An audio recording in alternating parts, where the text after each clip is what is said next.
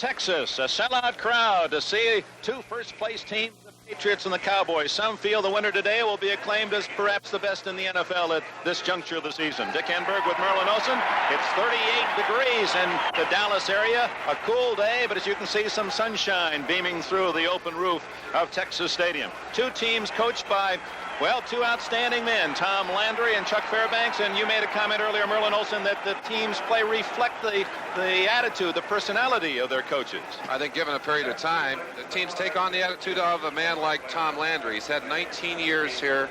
This team reminds you a lot of the precision, the coolness, the intelligence of Tom Landry. And he's put together a great team in the Dallas Cowboys.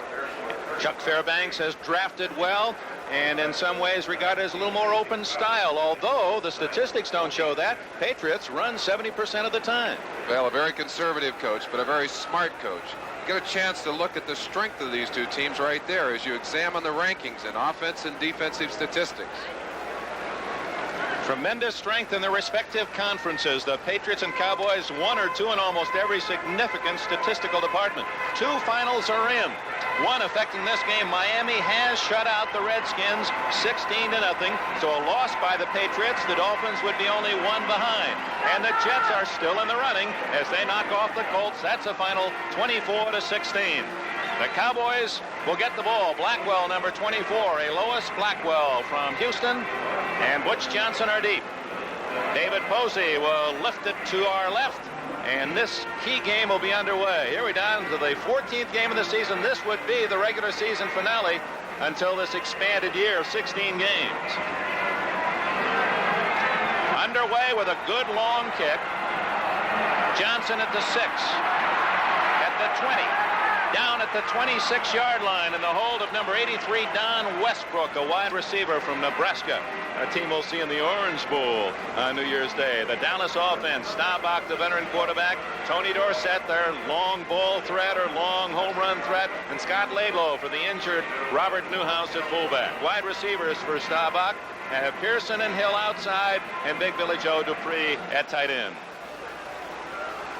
Staubach, 55% on the year, number 2 in the NFC rankings. 21 touchdowns, just 3 off Don Meredith's Dallas record.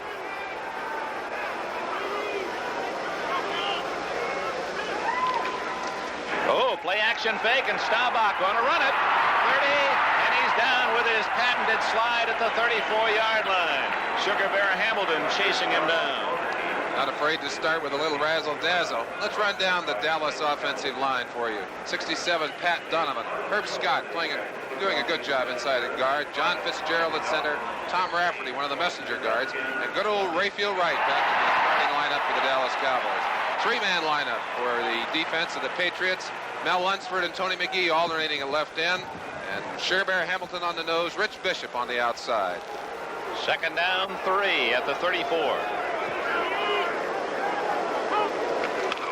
Inside to Laidlaw, and he plows forward to a first down. He's out across the 38-yard line. Laidlaw from Stanford University.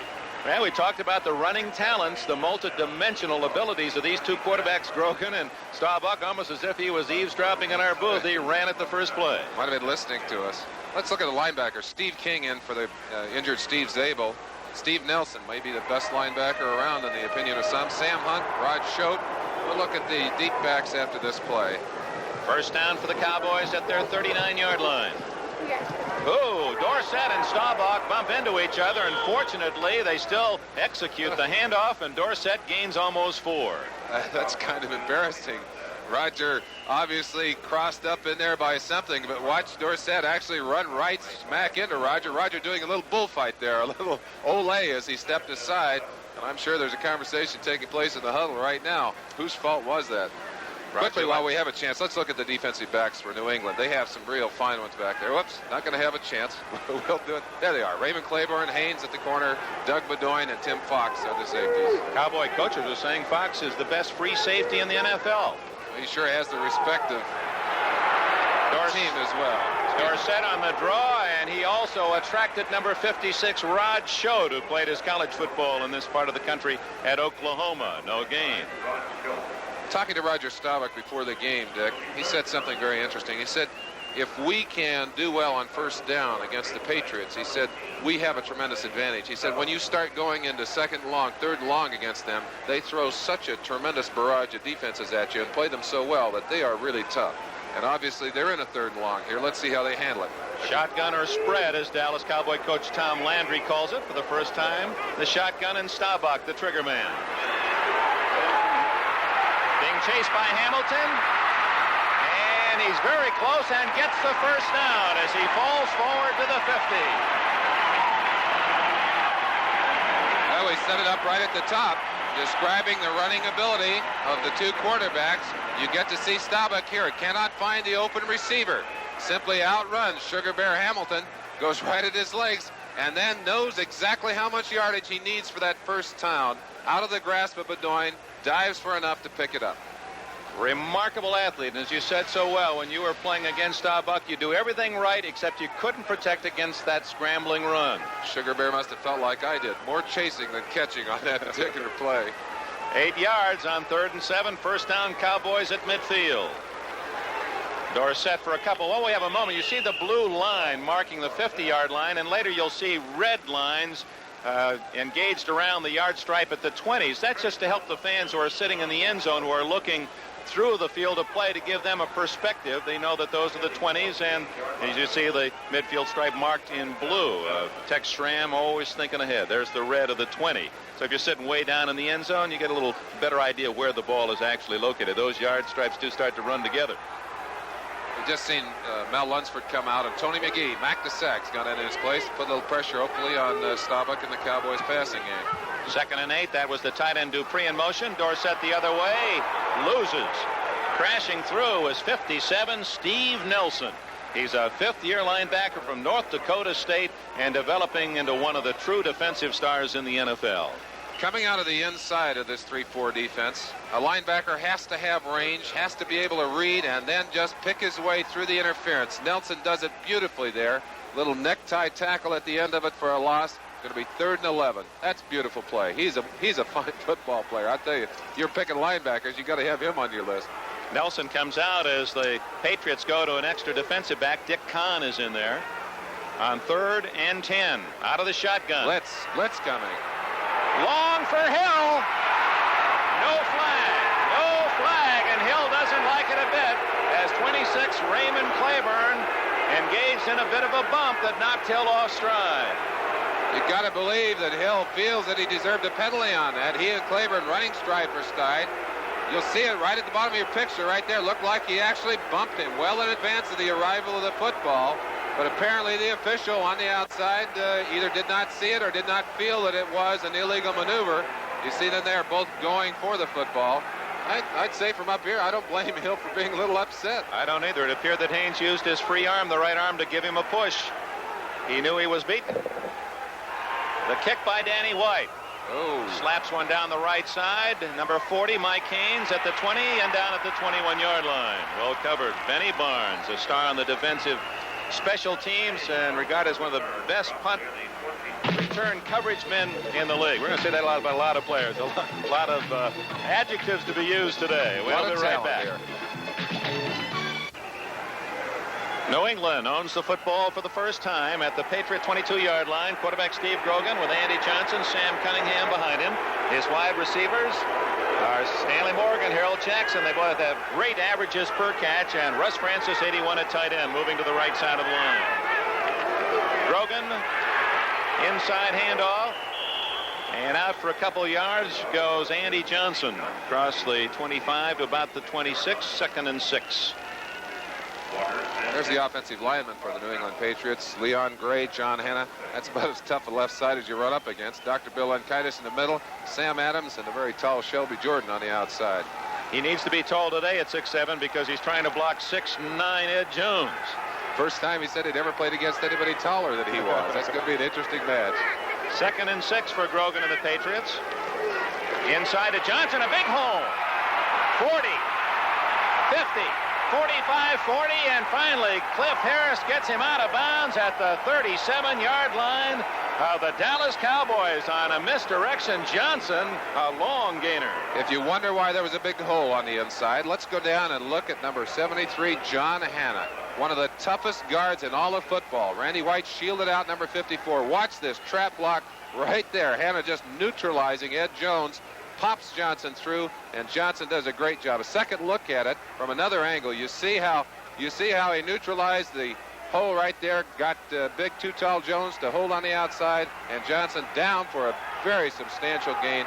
Beautiful play. Puts him in great field position. First down at the Dallas 37. Grogan inside it goes again to Johnson. He's the workhorse, and he gets a couple to the 34-yard line. Cowboy greeting party led by Harvey Martin and Charlie Waters. Well, let's talk about that Cowboy greeting party. Maybe we can take a look at the defensive lineup for the Dallas Cowboys. One of the toughest defensive teams in all of football. Ed Jones, you've seen him. Larry Cole in there. Randy White, outstanding football player. Harvey Martin. Harvey, of course, playing a little bit hurt in there with a bum knee, and Charlie Horse has bothered him considerably. Henderson, Brunig, and D.D. Lewis. Good core of linebackers. Second down, 8 at the 34. Stanley Morgan in motion. Grogan to Johnson again. And turn the corner. Too Tall Jones covering the outside. A 2-yard, make it 3 yards for Johnson. It'll be 3rd and 5. Don Hasselbeck, number 80, who's the second tight end. They got 2 tight ends in on that play, trying to control big Too Tall Jones. But he just used all of that 6'9" length. I think his legs are taller than most guys. Got out to the outside and covered Andy Johnson. Very short gain, and going to be a tough play now. 3rd and about 6 yards to go. Let's see if Grogan can help the New England Patriots to capitalize on this first drive. Benny Barnes, Aaron Kyle, the 2 safeties, Waters and Harris. 2 of the most aggressive safeties in all of football. Grogan facing a passing situation for the first time, 3rd and 5. And he stays on the ground to Johnson. And he doesn't make it. Larry Cole, 63, made the tackle. So Johnson has handled each handoff from Grogan on this drive. The 37-yard run by Johnson, by the way, the longest against the Cowboys all year. Going back inside, we showed you a great trap block earlier by John Hanna. Grogan going right back to the same kind of play. Here he comes looking for Too Tall Jones again. They blocked it off to the inside this time. And although Johnson can get to the outside, could not get away from the great pursuit of Larry Cole coming inside out. Made a super play to stop him. It'll be 4th and a field goal attempt coming from David Posey. From the 37-yard line, a long 47-yard attempt. His longest this year is 47, and it's blocked. Rolling into the end zone. So the Cowboys get the better of both of the situations. They block the field goal and also get the touchback. So the Texas Stadium fans have cause to cheer. Now, being 6'9" has its advantages. I believe that was Ed Too Tall Jones with all of that height on the inside, getting up in front of that David Posey field goal. Look at him. See if it is number 72. Hands up right there. Look how high he is. Right there. Touched it on the top. Batted it away. Well, that's some great photography from the end zone. Our thanks to Kenny Fouts and Mike Weissman in the truck for giving you people at home a great look at that one. Well, Drew Pearson was telling us about the Cowboy basketball team. He said their fans love to watch Too Tall Jones sweep the boards. He's quite a basketball player as well. So he stopped the New England's first threat to score, and they take over to the Cowboys at the 29-yard line, the spot where the ball was marked for the field goal. Too Tall also blocked the field goal in that victory against the Washington Redskins last week. So he's kind of hot. That's an interesting position to be in. There are very few guys who can time that properly, to get up at exactly the right moment when that ball is crossing the line of scrimmage, to jump to maximum height. Of course, it doesn't hurt at all to have those long arms and have 6'9" in height to start out with. That's right, and obviously that was not a touchback when it rolled into the end zone. The kick was missed through the end zone, and Dallas gets the ball at the line of scrimmage to 29. Staubach cranks it up. Tony Hill, first down at the 40-yard line. Claiborne on the tackle. Cowboys pick up about 13 on that throw by Staubach. Hill, one of 4 ex-Stanford players on the Dallas squad. His second year, he caught only 2 passes last year, but having a big season here in '78. And Larry Cole, along with Too Tall Jones on the side. Ernie Stotner, their coach, giving them a little lecture there. Obviously pleased with the fact that they turned the Patriots away without any points on that drive. Double wing for Staubach. Toss to Laidlaw. 45, 50, and another first down. Dallas inside New England territory at the 48. Tim Fox made the tackle. Fox, one of the most aggressive safeties around. We've got 3 of the best safeties in football here today. I'll give you another angle of look at that. This is from the end zone. You'll see the hole open up to the outside. Laidlaw doing a good job of picking the spot there. Nelson diving, misses the tackle. Fox comes over. They say he's one of the best open field tacklers in all of football, but you can't afford to have them picking up that kind of yardage on you, or you're going to have a long afternoon defensively. No score. 6:27 remaining in the first quarter. Both teams have moved the ball fairly well. Cowboys on first down. Give it to Dorsett to the 46-yard line, where Rod Schote plugged the hole for New England. I think one of the most interesting things about this Cowboy offensive team, they really have had trouble in the first half during the season. Until last week, they'd only scored 21 points in the first half. They did break loose last week. In fact, they marched down and got 3 points with their first drive. But they really have been a slow starting offensive team during the year. And it's one of those things that they were able to break out of, put 13 points on the board last week. But it'd be interesting to see if they can keep that momentum in the first quarter going here today.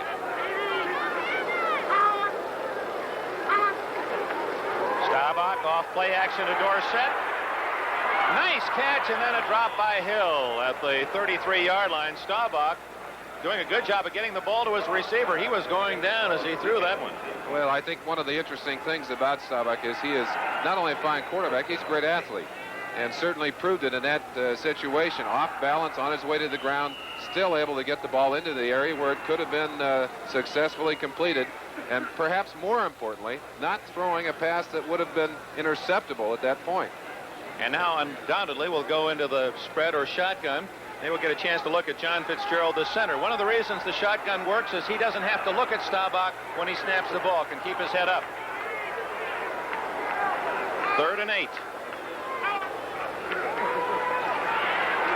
Staubach intends it for number 26, Preston Pearson, a great receiver out of the backfield. Little off target, and the Cowboys going to have to give up the ball.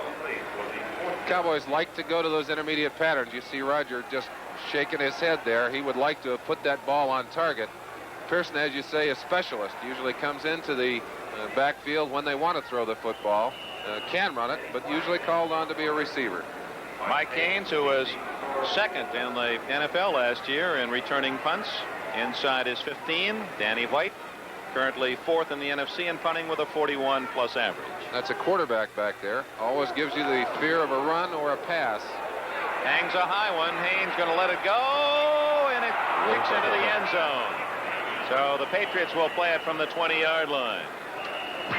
Timeout. 5:27 left in a scoreless first quarter. That's next Saturday, Grand Prix of Bowling from Reno, Nevada. $100,000 purse here on NBC. Of course, we'll also have some NFL action for you next Saturday. And speaking of action, of course, another big game to the south. The Steelers and the Oilers at the Houston Astrodome, and periodically we will be checking for live reports on that big AFC Central Division contest.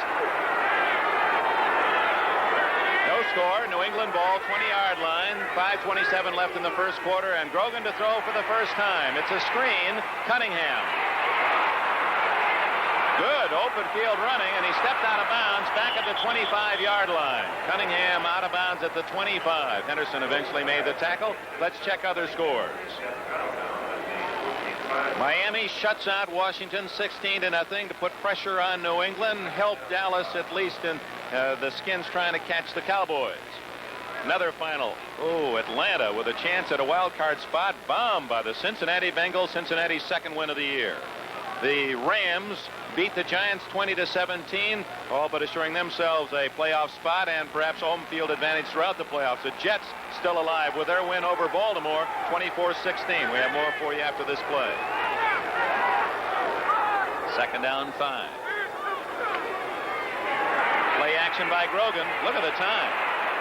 Intercepted by Charlie Waters at the 35, the 30.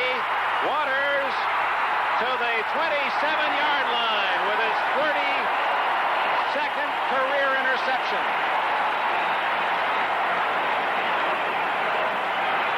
Great play by Charlie Waters.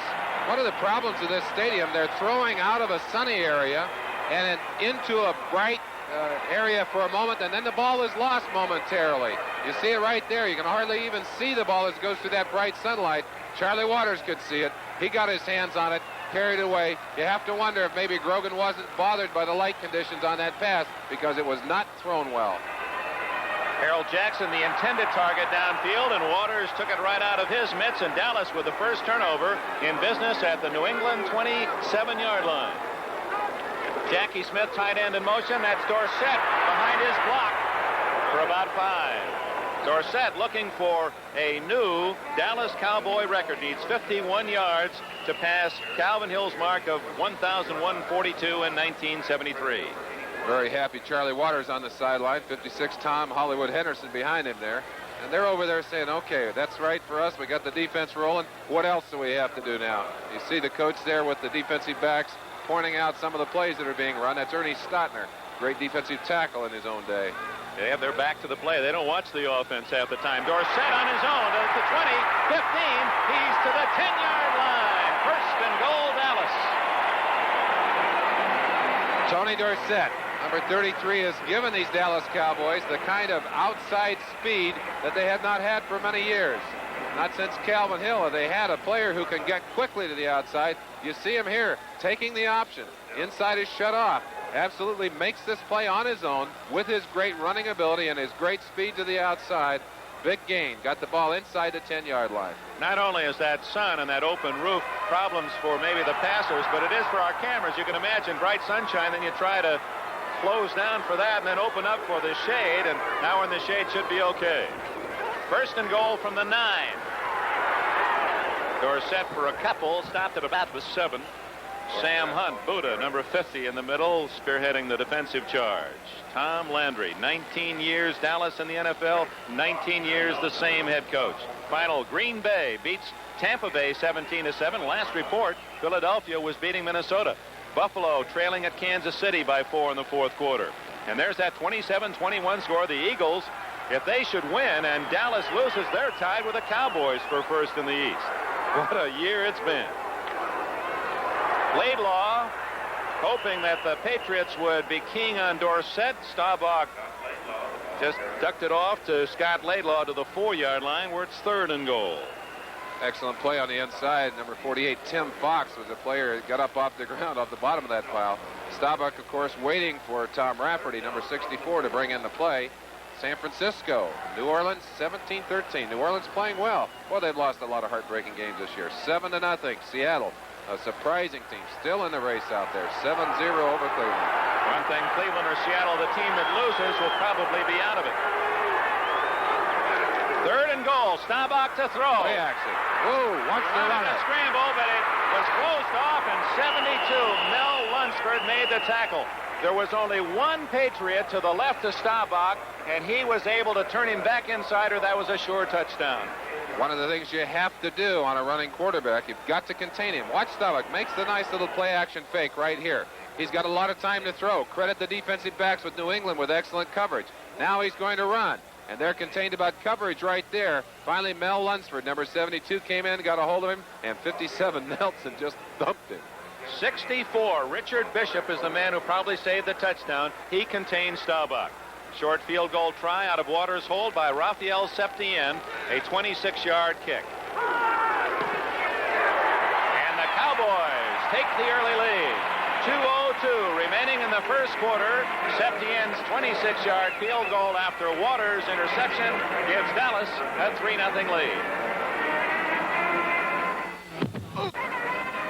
The Cowboys, who have had trouble scoring in the first quarter, they've been outscored all season. They're 69-34 against the Cowboys in the first period, but they lead 3-0 with 2 minutes to go, and the kick by Septien is short. Taken by Westbrook at the 20, the 30, 35, 40, 45, and he's to the 48-yard line. Don Westbrook a little wide receiver out of Nebraska with a good run as he tiptoed down the near sidelines. Gave a little shuffle coming up through there. You can see the feeling on the sideline. They say, all right, you got good field position for us. Now let's turn it over to the offense. Give them a chance to do something with it.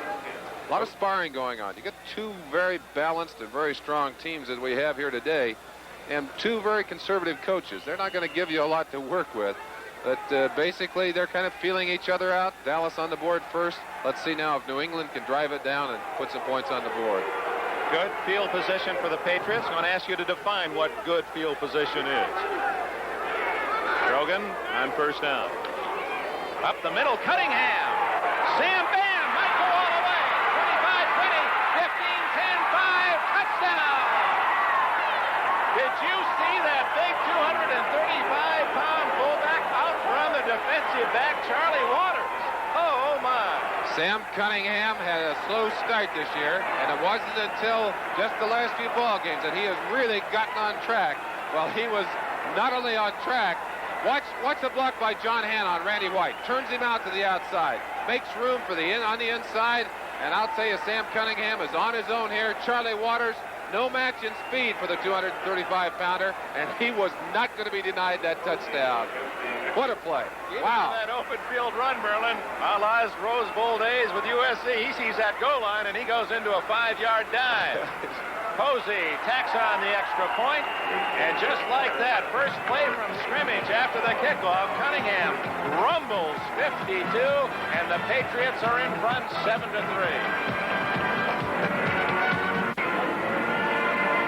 No one had run 37 yards against the Cowboys until Andy Johnson earlier in this quarter. Now Sam Cunningham has gone 52 yards, and it's worth 6 points. 7-3 now, New England, as Posey kicks it off. Very high. Johnson at the 11. Butch Johnson, 25, and down at the 26-yard line. Knifing in from the side was Don Hasselbeck, the second-string tight end for Chuck Fairbanks. Roy Girella's field goal gives Pittsburgh the early lead at the Astrodome, but there are bad news emanating from the Dome. We understand Lynn Swan has been removed from the game, the brilliant Steeler wide receiver with injured ribs, and they will be x-rayed. You'd hardly know that Chuck Fairbanks' team had just put 7 points on the board. He's a pretty serious man on that sideline, but got to be happy inside to see his team answer so quickly with a touchdown.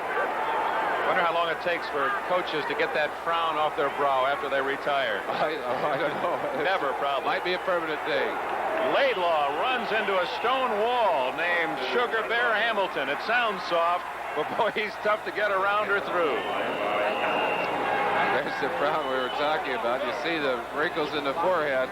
A lot of pressure. Tremendous amount of responsibility in the hands of that man. And I'll tell you, he's done a great job in New England, building a team that is acquiring more and more respect every year, and it appears to be on their way to the playoffs again this year. Second down and 9. Laidlaw right, Dorsett left behind Staubach. Backs are in the pattern. Almost intercepted by Raymond Claiborne, intended for Drew Pearson, number 88, and Claiborne laying off his receiver, thought he had 6 points. Come down to the field with the NBC cameras and watch this one as you'd see it if you were in the defensive secondary. Staubach trying to get the ball, the number 88, Drew Pearson. Watch the defensive play right there, coming out of nowhere. Raymond Claiborne reacting beautifully, and I think if he'd have been there just a fraction sooner, he might have been all the way down the sideline for another touchdown. Claiborne, of course, with that 9.46 speed, electronically timed, and Texan himself would like nothing more than to please some of his family here watching him today. Out of the shotgun, 3rd and 9. Going long for Pearson. Too long. Claiborne had been beaten, but it took a perfect pass, and Staubach couldn't quite drop it down the well. Staubach said that you can occasionally beat both of these corners, but Haynes and Claiborne have such incredible speed that you have to almost throw a perfect pass to beat them anyway. You can get a couple of steps, but they can react to it and get back, as you saw Claiborne come back there and make it impossible for the ball to be caught. Boy, last week on NBC, we took a busman's holiday, not having to work last week, Merlin and myself, and I watched that Seattle-Oakland game, a dramatic win for the Seahawks, and it looks as if they still have the momentum going. 14-0 first quarter over Cleveland. Of course, Cleveland had a big victory against the Rams, too, so they're two teams that were hot from last week. Stanley Morgan, And he gets back near midfield. And the Patriots with good field position. Good field position. How would you define it? Okay.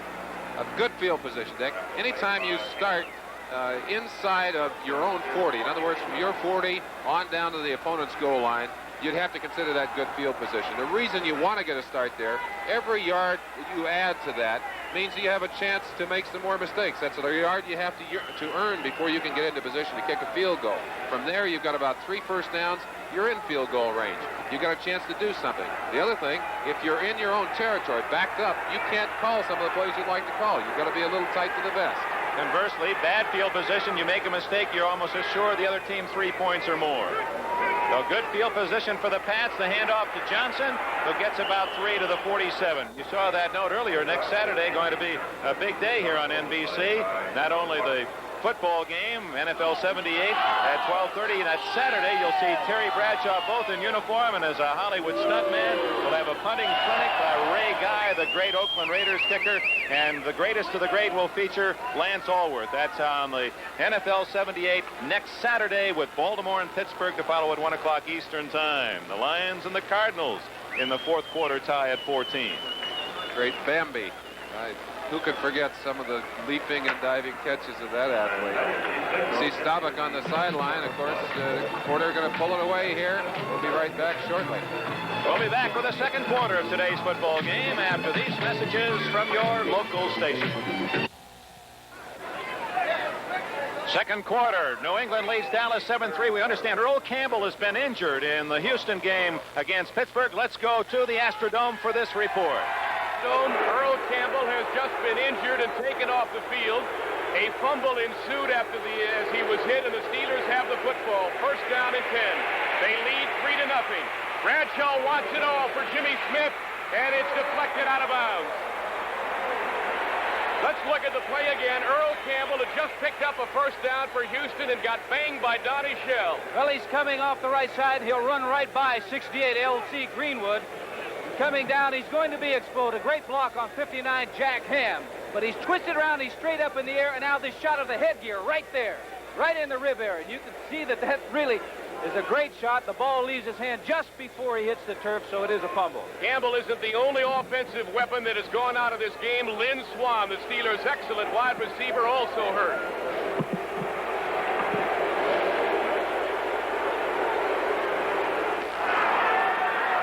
Sam, thank you. We'll be back to you again later. It's now 3rd down and 3. The Patriots at the Dallas 44. Grogan to throw. A rare tossing chance, and he's going to scramble and has running room. 30, 25, all the way to the 20-yard line goes Steve Grogan, and with that run, he should be over or close to 500 yards rushing this year. Steve Grogan, 4.6 speed, and the ability and the courage to use it. He has no one open here. And watch him. Slipped a little on the takeoff, but watch the acceleration and the incredible running ability of this big quarterback. Let's go back and look at one of the guys who was chasing Steve Grogan.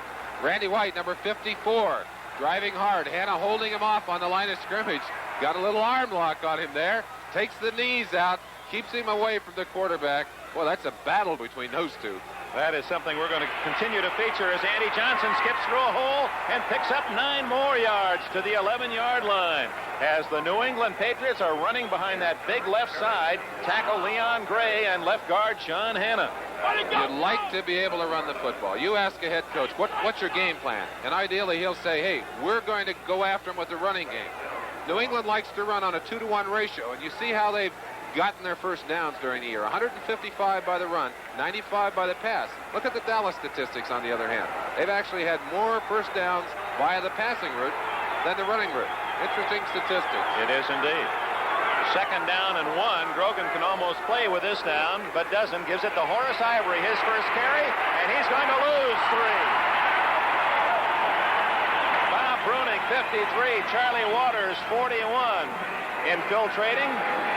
Also another play was 31 Benny Barnes as Chuck Fairbanks almost searching for points as he stares through that splash of sunshine at midfield at the play. It'll be 3rd down and a long 3.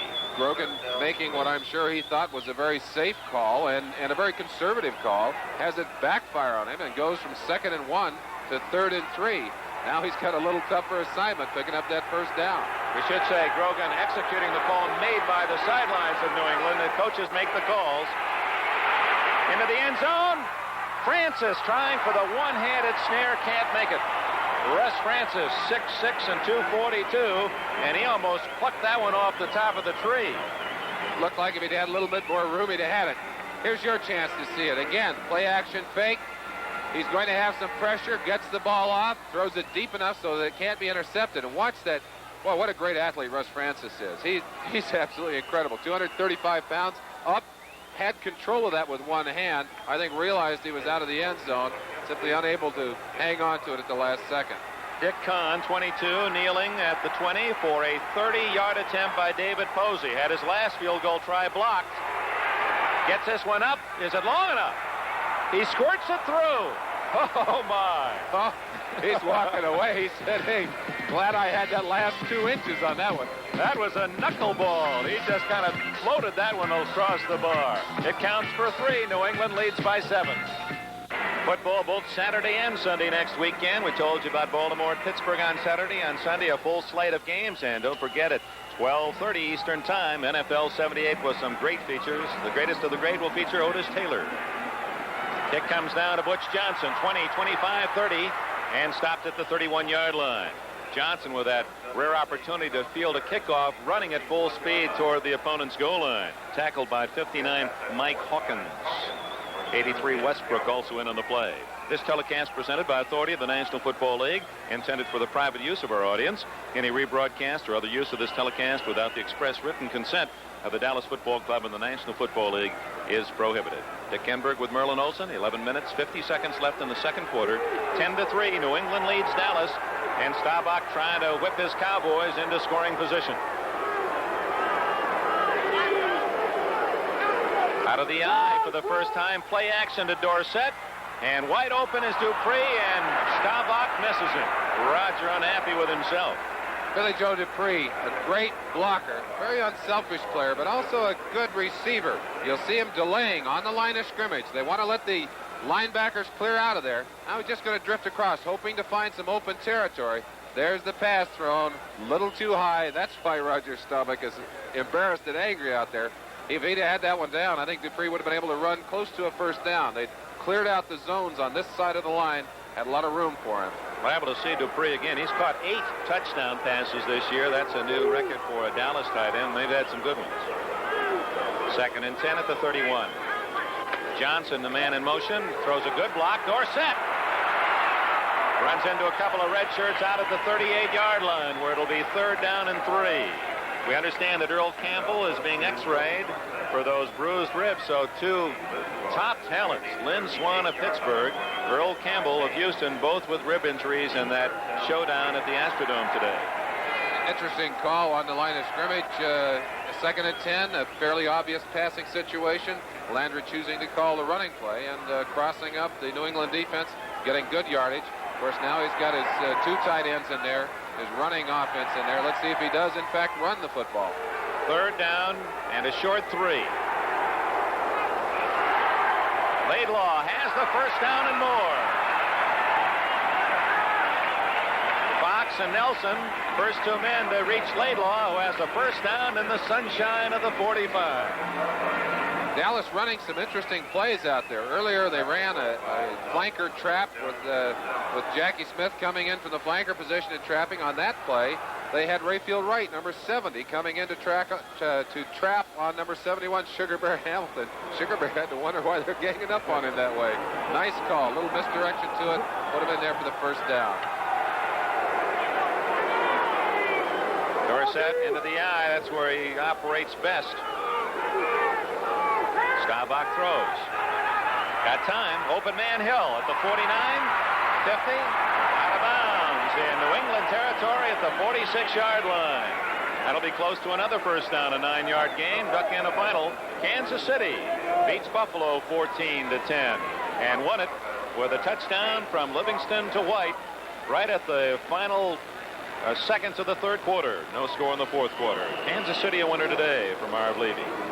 Dick, you asked me about field position earlier. Looking at where these 2 teams started their drives in the first half, Dallas started from their own 27 twice and from their 29 once. They got no points out of those 3 starts.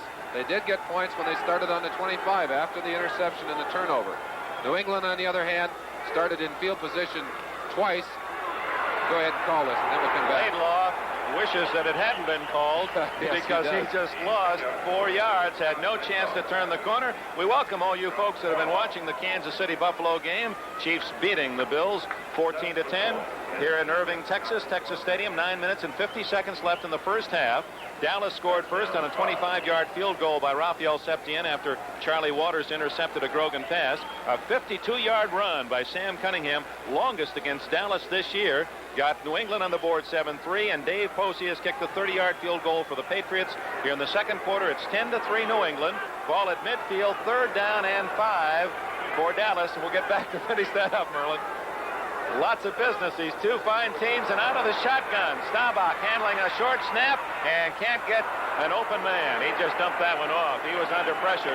Preston Pearson was the nearest receiver. Richard Bishop, 64, pressuring Staubach.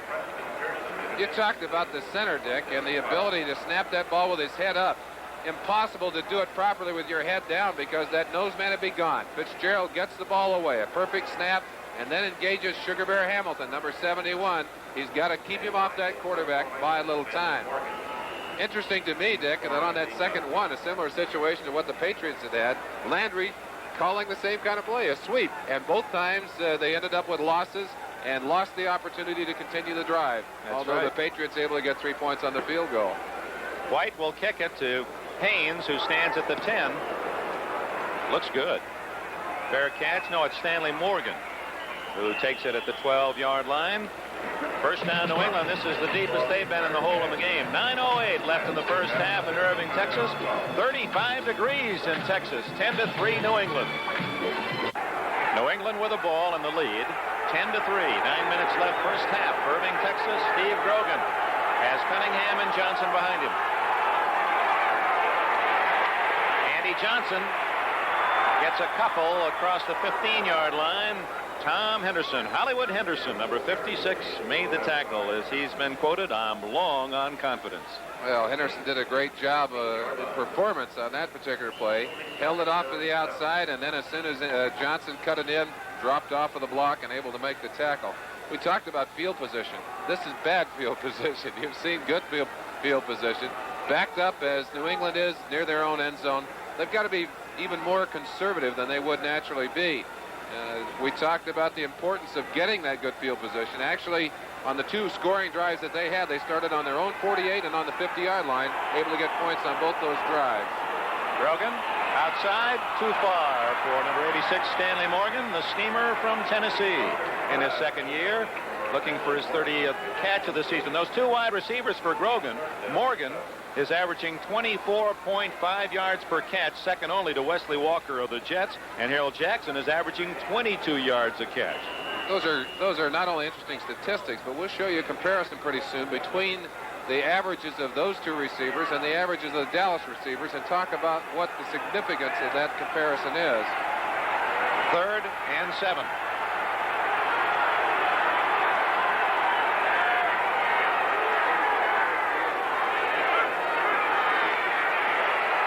Grogan, good time. It's Morgan. Fumble out of bounds. The Patriots get a break, gain a couple extra yards on that fumble out to the 30-yard line. You've got to have pressure from the inside, and Randy White has been the most consistent lineman for the Dallas Cowboys. Watch him here, though. He's going against one of the toughest protectors in football. You see him doing everything he can, but he's being double-teamed. That was Lenkaitis out on his legs first, and then Big John Hanna, as if they didn't need more than one guy with him in there. You can see how angry and frustrated White is. He's not used to being held out. He spends most of his time wrapped around the necks of quarterbacks. I love the fact that Randy White's own mother calls him Hunk. Across the 30, plows Cunningham for a few, and let's check the scoreboard. Up in the Kingdome in Seattle, the Seahawks have scored again. That brilliant young quarterback Jim Zorn is 7 for 8, has a touchdown, 128 yards, and Steve Largent already 5 catches for 84 yards for the Seahawks, who jump in front of the Brownies 21-0. The Seattle continues to be what a pleasant surprise for the folks up there in the Kingdom and in Seattle country. They are really in love with the football team. You can't blame them a bit. 2nd down and 8. Jackson in motion. He's had big games against Dallas, and it's to Jackson. 1st down, no. Out of bounds at the 37-yard line, short by 3 of a 1st down. Benny Barnes, 31 on the coverage. Merlin, a future or an advanced report on Earl Campbell. Badly bruised ribs, they say, and sometimes the semantics when you talk about injuries, as you well know, a bruise can be something worse. They don't know whether he'll be able to play again today. Let's hope that that is not a fracture and that brilliant rookie for the Houston Oilers will be able to continue to play this year. What a year he has had, too. Last report, it was 3-0 Pittsburgh in the 1st quarter. 3rd and 3 for Grogan. Will they run it? Johnson will. Ooh. 45. Oh, it's his own man. Jackson knocked him down at the 50, or he'd had another 10 or more. Harold saying, gee, I'm sorry, he just tried to block. That's an embarrassing moment. Watch it for yourself now. Good call. Handoff here, trap block. John Hanna, 73, right there. Opens the way. Johnson doing a good job. You see Harold, he was coming in to try and block, and he's doing everything he can to get out of the way, but simply run over by Andy Johnson, but not till he got in the 1st down. Jackson, double O soul. That's his first tackle in 8 years. You saw there 9 rushes for 79 yards. Johnson having a fantastic day. Horace Ivory into Dallas territory, about the 48-yard line, a gain of a couple. Randy White and Charlie Waters teamed up on the tackle. 6:40 left, 1st half. We talked about the importance earlier of running the football, and it's certainly important against this Dallas team. If you get into a position where you have to throw the ball against them, they are absolutely devastating on the pass rush. But if you can make your running game go, you can give Dallas fits, because some of their linemen, although they're great pass rushers, do not handle the run as effectively as they handle the passing game. That young Cowboy fan's face reads a little trepidation. These New England Patriots have moved effectively and lead 10-3. Fumble and recovered by Horace Ivory. Ivory with his dangerous 9.5 speed, also quick enough to find the football at the 47 of Dallas. Ivory did a great job of getting that ball, but they're quick trapping number 72, big Too Tall Jones, right there. Too Tall has long enough arms to reach across. I think got a piece of Ivory. You see Ivory just doing everything within his power to get his hands back on the football. I'll tell you, that's a real battle down on the line of scrimmage, and right now New England's offensive line is winning that battle on the line of scrimmage. 3rd and a long 7 for Grogan. Great protection. Andy Johnson with a 1st down grab at the 38-yard line. Johnson from the University of Georgia. He's caught 25 passes this year, and he makes the tough ones look easy. Grogan again, showing you the kind of thing he can do. He can put that ball on target with a strong arm. But as you said, Dick, he has time to throw the football. He could have taken even more if he'd have wished to. Put that on target to Andy Johnson, makes a good grab, rolls out of bounds with a 1st down. You know, it's interesting. Up until this game, Grogan and the Patriots have been going deep, like 1 out of every 3.5 passes, very deep. Today, they're kind of crossing it up, throwing mostly the short to intermediate patterns against these Cowboys. Francis to the left side, and Grogan's going to throw on 1st down, and going for it all to Morgan. Benny Barnes, 31, and 43, Cliff Harris to break it up. Boy, he just cruises that Morgan. It doesn't even look as if he's picking up his feet. Maybe that's why they call him the Steamer. Great open field speed. Had a tremendous week last week. 170 yards and 5 carries or 5 catches. Set a new New England single game record. And certainly one of the guys that Dallas has to keep their eye on. But that's the kind of pass right there. When we say 1 out of every 3.5 passes they throw is deep, that's the kind of passes they've been throwing. And 1 out of every 6 passes is a touchdown pass. Grogan has had a fantastic year throwing the football.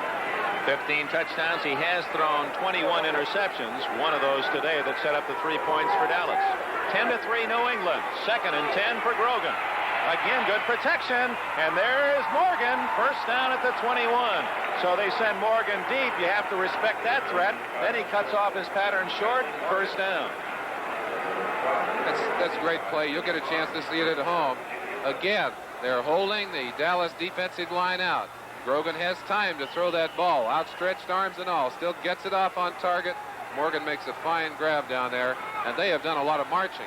They've come all the way from about their own, 14, 15-yard line, all the way down to the 20. They're knocking.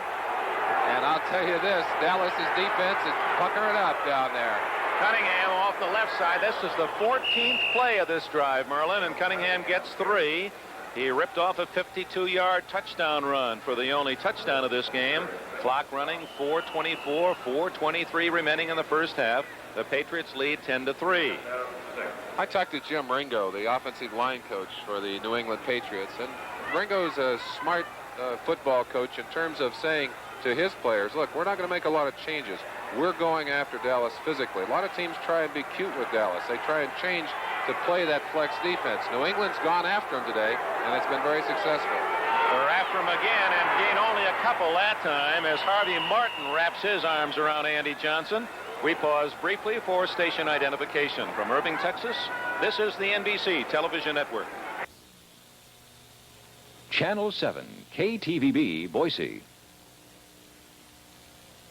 Sandberg and Merlin Olsen, these are the games that you'd pay to come and broadcast. 10-3 New England with 3.5 minutes remaining in the first half. A little frustration, I think, for the Cowboys. They can't understand why they're not able to shut off the running game. And, of course, it's the running game that's opened the way for Grogan to throw that football so successfully. This drive carried all the way from the 14-yard line. So 3rd and 5. Grogan wants to run. And Harvey Martin played it perfectly. That was not a pass play. Grogan was a designed run all the way, a bootleg left, and Harvey Martin was right there to say, hey, I didn't make all-pro, just sitting on my back. he not only made all-pro, he was MVP on defense in the NFL last year, and you can see the frustration on Grogan's face. That's good discipline on the part of the defense. On every play, you have people assigned for outside containment. And, of course, on that particular play, that assignment went to Harvey Martin. Martin was right there, made the big play on Grogan. It's a 36-yard attempt by Posey. He's kicked one and had another block. And he has another block. Trying to pick it up is Aaron Kyle. And at the 30-yard line, the Cowboys have denied and have the ball. It appeared to be Randy Hughes who blocked the kick. It was Randy Hughes, number 42, just shot through from the outside. Got his hands right solidly on that ball. We'll look at that blocked field goal when we come back. 2:47 left. First half, 10-3 Patriots. Back on the line of scrimmage, Dick, we're going to show you how Randy Hughes got in to block that. Leaps over the outstretched leg and shoulder, and right there leaps up in front of David Posey's kick. Gets a good hand on it. Now, if they'd have gotten a good bounce here, that ball may have been carried all the way to the other end zone. Aaron Kyle, number 25, I believe, is the guy that gets out there. Wanted to pick it up on the go, couldn't do it, so they'll start on their own 30. Cowboys scored their field goal after an interception. Let's see what they do after their second blocked field goal attempt. Play action by Staubach, screens it off to Dorsett. Look at that move. Fumbles, and New England recovers at the 36-yard line. Dorsett fumbles. I believe Fox made the tackle, and Rod Schote, 56, comes up with the ball. Very often an exchange of turnovers like that certainly favors the team that kills the momentum. Let's watch Staubach here. Good call. Throws it out quickly to Dorsett. Sam Hunt, number 50, did a good job of holding off the block, forcing Dorsett to go back inside. Spins away, gets a hit from Steve Nelson right there. Lost the ball right there before he hit the ground. Good call by the official, number 56, Rod Schote there to gather up that football. New England has it, and this, Dick, is good field position again. Let's see if they can take advantage of it. They have plenty of time, 2:37, and it's Steve Nelson, the omnipresent linebacker of the Patriots, who made the hit that forced the fumble. Grogan to Andy Johnson. He realized that if he didn't go backwards, the ball would, so he went right with that tackle, as hooking in was Charlie Waters, 41, and 31 Benny Barnes.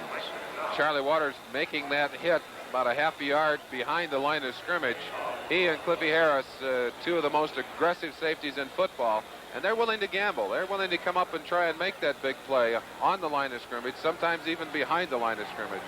Final score, St. Louis beat the Lions 21-14. So Bud Wilkinson, after that disastrous start, really getting the Cardinals ship in order. And we understand that Earl Campbell has not returned to play at the Astrodome, but Lynn Swann is back on the sidelines, has not returned to game action for Pittsburgh.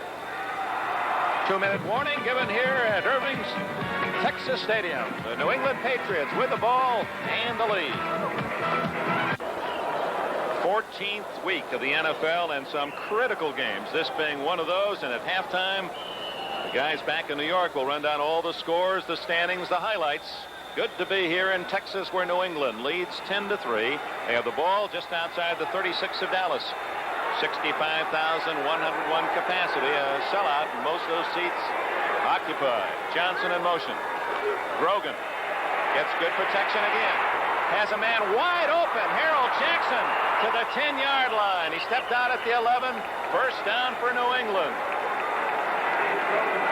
You simply cannot afford to give any good quarterback time to throw the football, especially when he has receivers of the quality of Harold Jackson. Jackson has always given the Cowboys fits. He seems to be all by himself in this play, has obviously either beaten the secondary convincingly or perhaps got them in a mistake. John Hanna, 73, left guard. Watch him against Randy White. Hanna, an all-pro, and White the same. Boy, that is a couple of bull elephants battling in there. And what frustration for White, who's saying, you can't be that strong. That's not fair.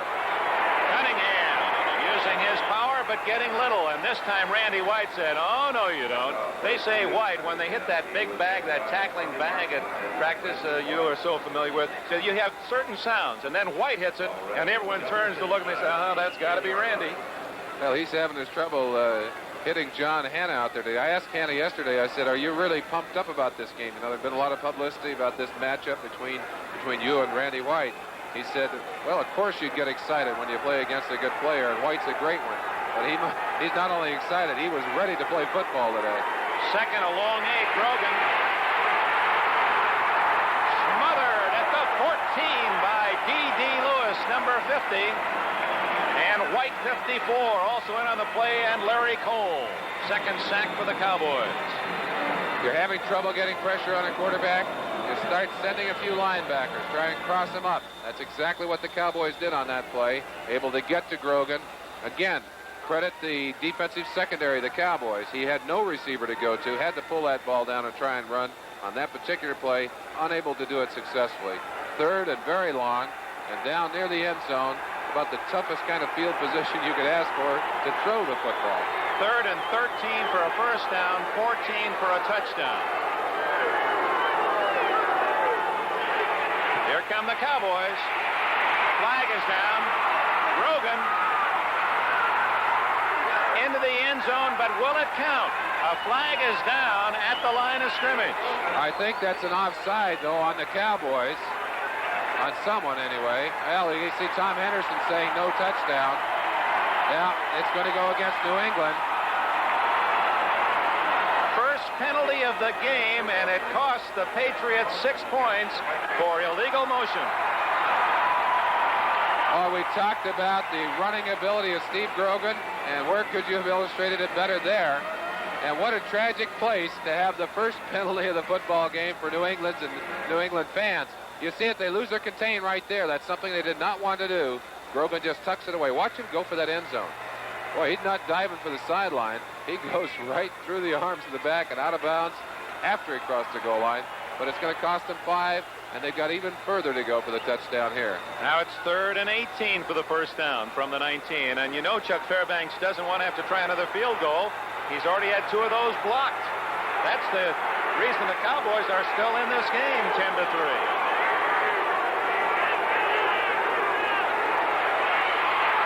Fool anyone.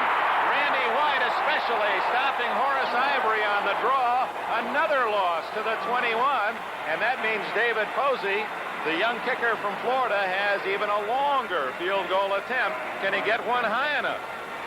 He's got to be questioning his own kicking, and that's one thing you can do when you can block a field goal, especially when you block what he thinks was a good kick. And certainly the first one that Martin got up and knocked away was a good kick. Got to be causing some questions to be asked all along the line of scrimmage. Time is called, Merlin, at 5 seconds. So what the Patriots did is run the clock down. They'll try the field goal. Figure even if this one's blocked, as long as it's not run back, Dallas won't have another scrimmage play. Timeout. We'll see if the Patriots will lead by 13-3 or 10-3 in a moment. Overloading the left side as Posey will try a 39-yard field goal. That's where they got the last one. Let's see if Randy Hughes can make it through this time. Good snap. High enough, long enough, no good. So the Patriots have missed 3 field goals. They've also had a touchdown called back on a penalty. And 1 second remaining in this first half, they lead 10-3. Very often a whole game can turn on just a couple of critical plays. And in this particular game, 2 of the biggest plays have been the blocks of field goals. And of course, right here, that pressure, I think, caused Posey to hook that one a little bit. Watch Posey. He can see it. It's in for a while. And there you see Tom Hollywood Anderson leading the cheers on the other side. And Posey walking away with Dickie Kahn saying, just couldn't keep it in there. Looked like it was going in, but hooked away. Pittsburgh and Houston, 3-3. And Lynn Swann, we understand, has gone back into the football game. Good news for all those Houston fans, and good news for Terry Bradshaw, too. Final play of the first half, out of the shotgun, Staubach screens it to Laidlaw. 30, 40, 50,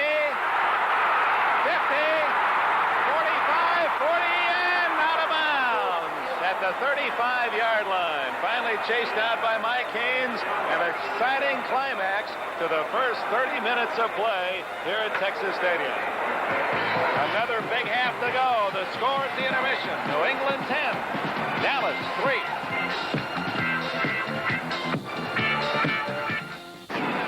Preceding announcement furnished as a public service by the National Football League.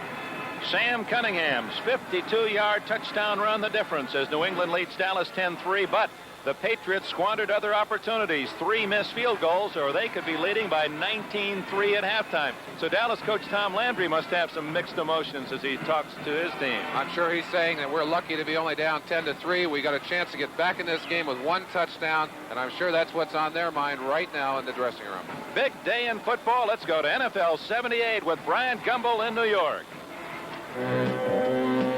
New England and Dallas, 2 teams who seem certain of going into the playoffs, are just 2 of the teams going at it today. A lot of them have gotten their playoff hopes risen. A lot of them, their playoff hopes have gone by the boards. The Dolphins, Jets, and Packers have won, but the Falcons have lost. Some of you are going to see local news. Some of you are going to be scores and highlights. Whatever you'll see it right after we take time out for these messages from your local stations.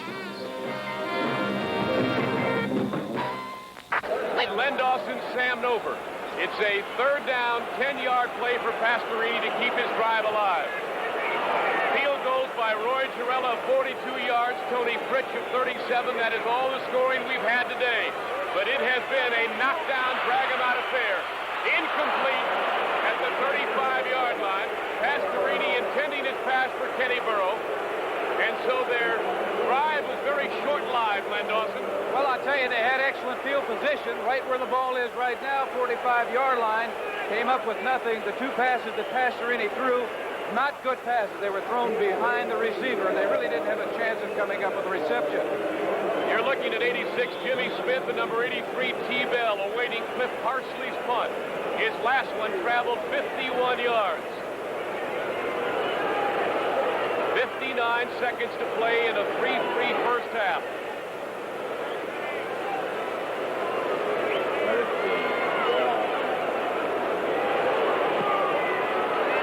High kick, driving Smith back to the 6-yard line, to the 10. Not much more. Larry Poole, number 39, is the man who made the stop, so the Steelers, with very poor field position, with 47 seconds to play in the half. That game between the Steelers and the Oilers, not the only one affecting the playoff pairings. There's a lot of those going on today. One of them happened in the nation's capital, and the Dolphins came up very big. 16-love, they beat the Redskins. A tale of quarterbacks. Greasy threw for 170 yards. Joe Theismann threw 4 interceptions, and that's really what it was all about. Mike, you were watching it. It was a fine defensive effort by a veteran Miami club. For the last 2 weeks, Brian, the Dolphins have had 59 points registered against them. Today they registered their 3rd shutout of the season. They played very fine. In the first quarter, Joe Theismann was picked off 4 times. This was interception number 1. It really wasn't his fault. Riggins tips the ball into the hands of Rusty Chambers, number 51, and the 4th-year man from Tulane rumbles all the way down to the 21-yard line, which set up a premium field goal of 34. It was 6-0 at halftime when in the beginning of the third quarter, Greasy from the 40 hits Jimmy Cefalo, touchdown, his 3rd TD of the year, only 5 receptions. That made it 13-0. And Miami wins a very big one to set stage for that Oakland game next week. And the Redskins have now lost 6 of their last 8. Thank you, Mike. The Atlanta Falcons' playoff hopes were dashed today, or really took a severe blow. They lost to the Cincinnati Bengals 37-7. Magic number at Giant Stadium was 6. 6 straight NFC West title for the Rams, 6 straight loss for the Giants. The final was 20-17, and the Rams did it despite being without 4 running backs. Their rushing total, they only accumulated 98 yards on the ground. And Mike, I guess that's the mark of a fine defensive ball club. When things can go wrong, you can still win. Well, Brian, you're from Los Angeles, and you are accustomed to fine Los Angeles defensive performances. They turned in another one this afternoon. Pisarcik finds out right here how good the Los Angeles defense is when Billy Simpson tips the ball, and it's intercepted by 53 Jim Youngblood. And watch Big Jim go. He rumbles all the way down to the 7-yard line before Johnny Perkins puts an end to his odyssey. And 1 play later, Cullen Bryant, number 32, rambles from around the right side for 7 yards to put the Rams on top 10-0. Later on, Pisarcik gets the Giants on the board with this touchdown pass. A nice reception by tight end Gary Shirk.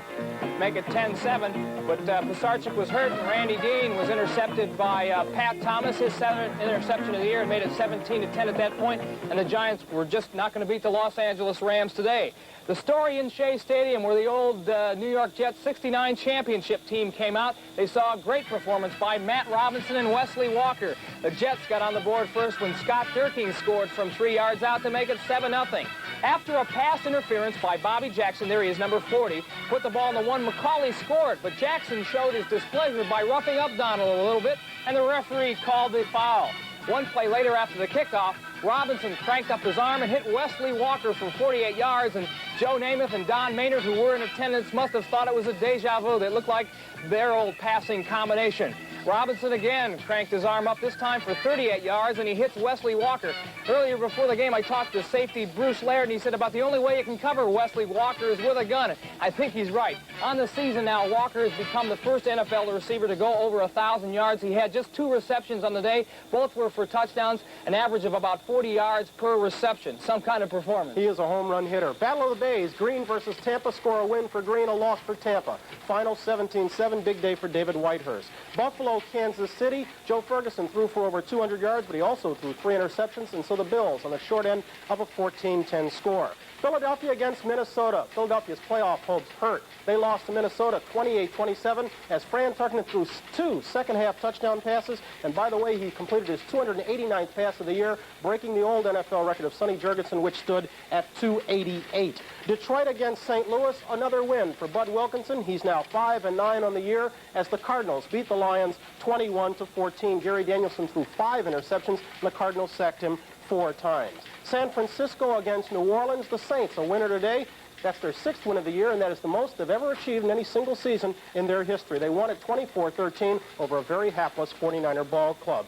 New England against Dallas. New England winning this one right now, 10-3. The lone touchdown, a 52-yard run by Sam Cunningham. Pittsburgh, Houston, we checked in on it at the top of the show. This stands at 3-3 at the half. Let's go down to Mike Adamle. We told you it was a very bruising ball game, and Mike, 2 of the victims of the hard hitting were Lynn Swann and Earl Campbell. We're gonna see both of them in the highlights. It was a bruising game. It's an ouch bowl because the hitting has been fierce. We're going to see 2 of the plays right here on Pastorini on the Houston's first possession. Went for the touchdown to Mike Barber down the middle, but number 23, Mike Wagner, picks it off. It set up the Steelers didn't convert. But 1 play later when Pastorini, or 1 series later when Pastorini went back to pass, he was intended for Ronnie Coleman. Jack Lambert picked it off, and it did set up a Roy Girella field goal of 42 yards. Earl Camber did bruise up his ribs, and he's out for the game right now, at least, anyway. And it's a very tough game in Houston right now. Okay. 1 other ball game, Cleveland losing to Seattle 23-7, that ball game in the 2nd quarter.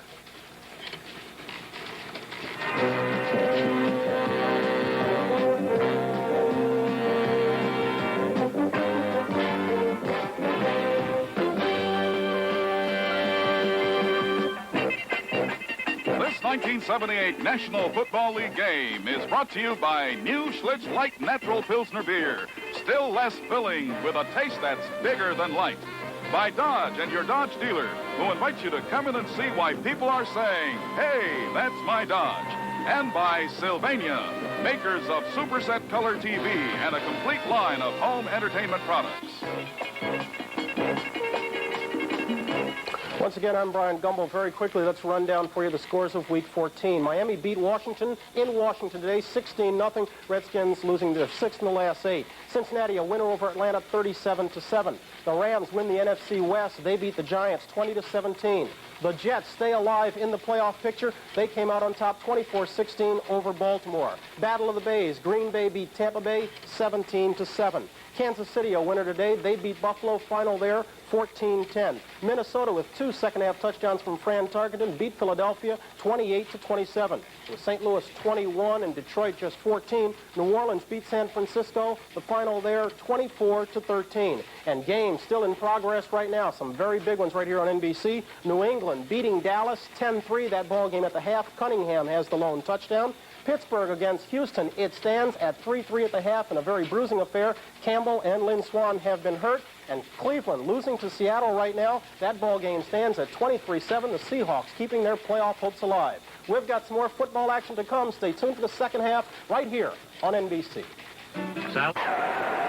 Dick Enberg with Merlin Olsen at Texas Stadium in Irving, getting ready for the second half. 10-3 New England. It's a playoff-type game. Boy, it sure is a playoff-type game. A lot of excitement on the field, and the statistics, which we'll give a chance to show you later, favoring, of course, New England. But 3 big plays. A penalty which negated. There we go. There's 7-point possibilities on that touchdown run by Grogan, and 2 blocked field goals. We're back to action. Horace Ivory takes the kickoff for New England. We begin the second half at the 20. Ivory wiggling to the 25. And finally hauled down at the 22, and a flag is down. And a couple of wild swinging forearms in that melee.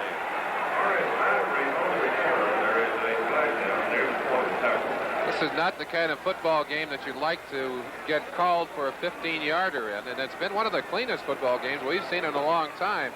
Also, 2 teams with great poise. Only 1 penalty, as we mentioned, in that whole first half, and that one came on the touchdown run by Grogan.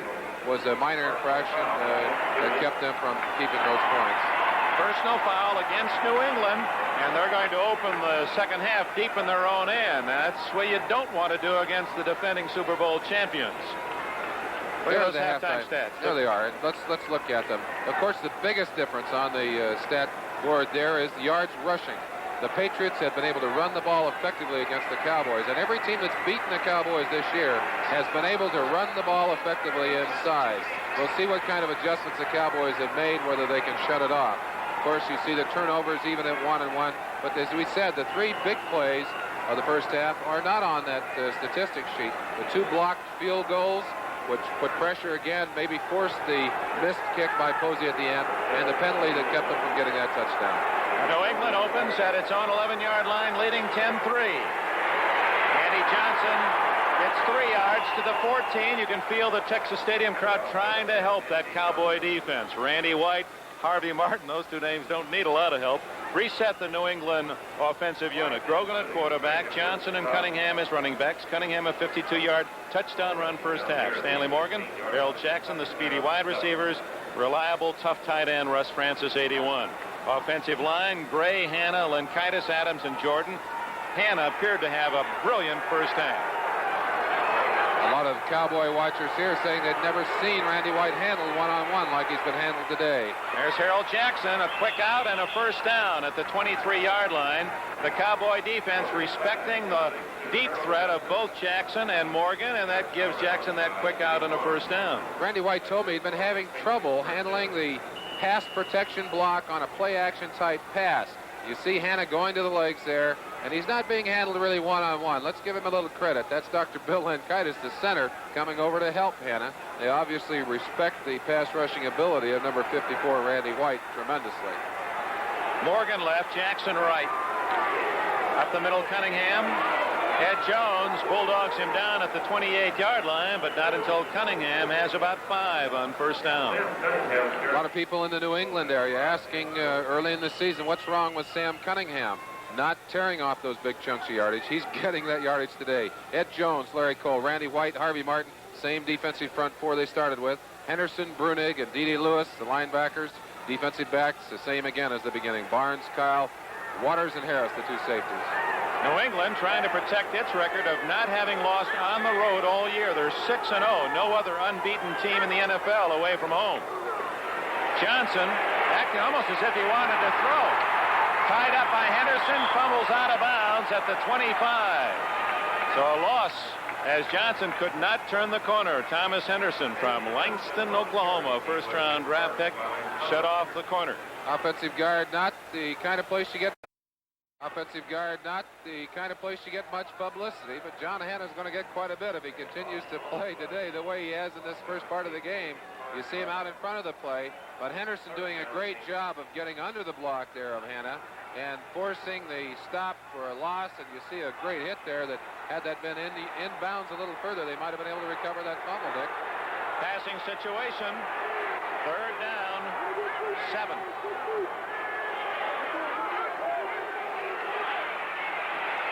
Grogan just gets it to Morgan. Aaron Kyle coming up. It was that little hesitation. Kyle wondering, should I go for the intercept or be sure that I make the tackle? He went for the tackle, and New England has another first down. I think one of the things that allowed this passes to be successful is the strength of Grogan's arm. He really zips that pass. I think Kyle felt he could get up there in time to knock it away, but it came so quickly between the quarterback and Stanley the Steamer that Morgan was able to get his hands on it first. And I bet Aaron Kyle is saying, boy, I can't let him have that much room. Merlin Olsen, that's where the pro scouts, when they look at collegiate quarterbacks, they're saying, hey, does he have the ability to throw the long out pass? Absolutely. And Tony Dorsett, you see his stats on the sideline there. Cunningham breaking tackles and ripping across the 40 to about the 41 before Henderson, traversing the field, can make the stop. Russ Francis, not only a great pass-catching tight end, but one of his responsibilities is to block for the runners like Sam Cunningham. Watch him, number 81, right here. Coming off the line, getting a shot right there on number 56, Henderson. Getting a little extra shot from Henderson. You see Cunningham realizing there's no hole inside. He just made the yardage on his own on the outside. He's a great runner. What tremendous balance and speed for a big man. Indeed, a great high school athlete, set the national scholastic record. He threw the javelin nearly 260 feet as an 18-year-old.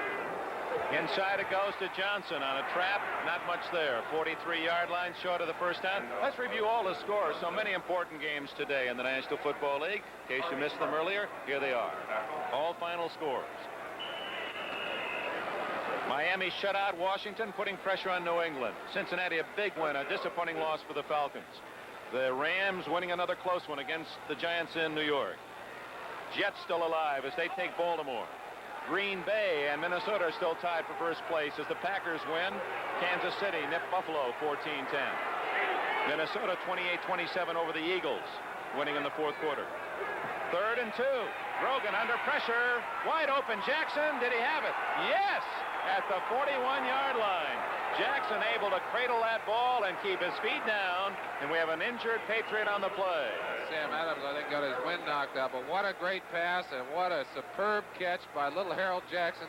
I say little, but boy, when he makes a catch like that, he is a big man.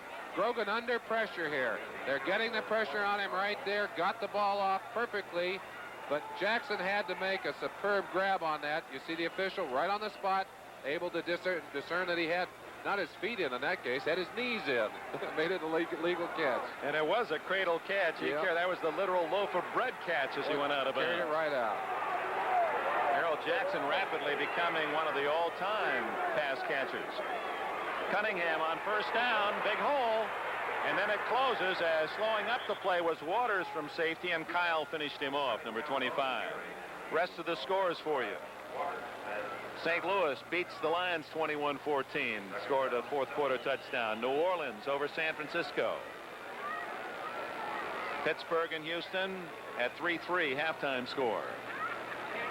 Seattle, after jumping out to a 21-0 lead, now leading 23-10 at the half over the Browns. Loser probably out of the playoffs. And we gave you that final earlier. Minnesota 28, Philadelphia 27. Grogan play action. Going long for Francis. He's open. Ooh. Just a half stride too far from Grogan. Waters and Harris, and they were beaten by the big 6'6" tight end from Oregon. Even though they respect his speed, I'm sure the two of them were saying, good grief, he can't run this fast, can he? Watch the pass here, and watch Francis stretching with everything he has enough room on them. That's Waters reaching out. Both safeties on him. He almost had his hands on that football. What a tremendous catch that would have been. Another angle. You see how close it was. I bet they're not more than 3 or 4 inches. And let's take one more shot at it. You see the football descending just beyond the outreached hands. Oh, just a whisper. Cameraman looking for a way he could catch that one, apparently. We must have some New England fans here. Maybe so, Dick. On 3rd down and 8. Going again for the bomb. Harold Jackson.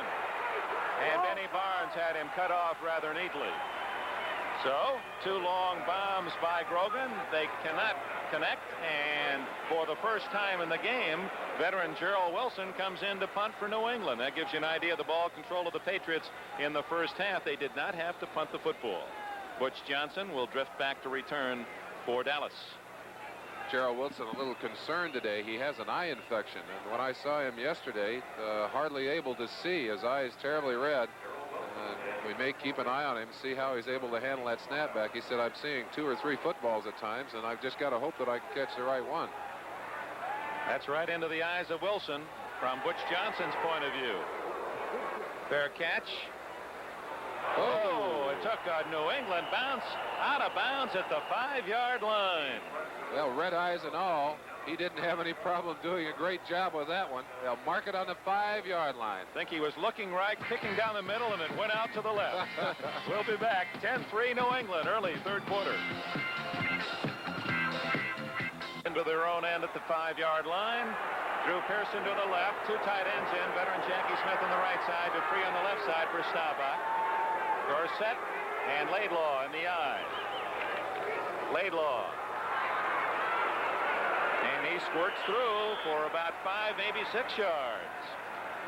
That's a big first down carry for the young running back.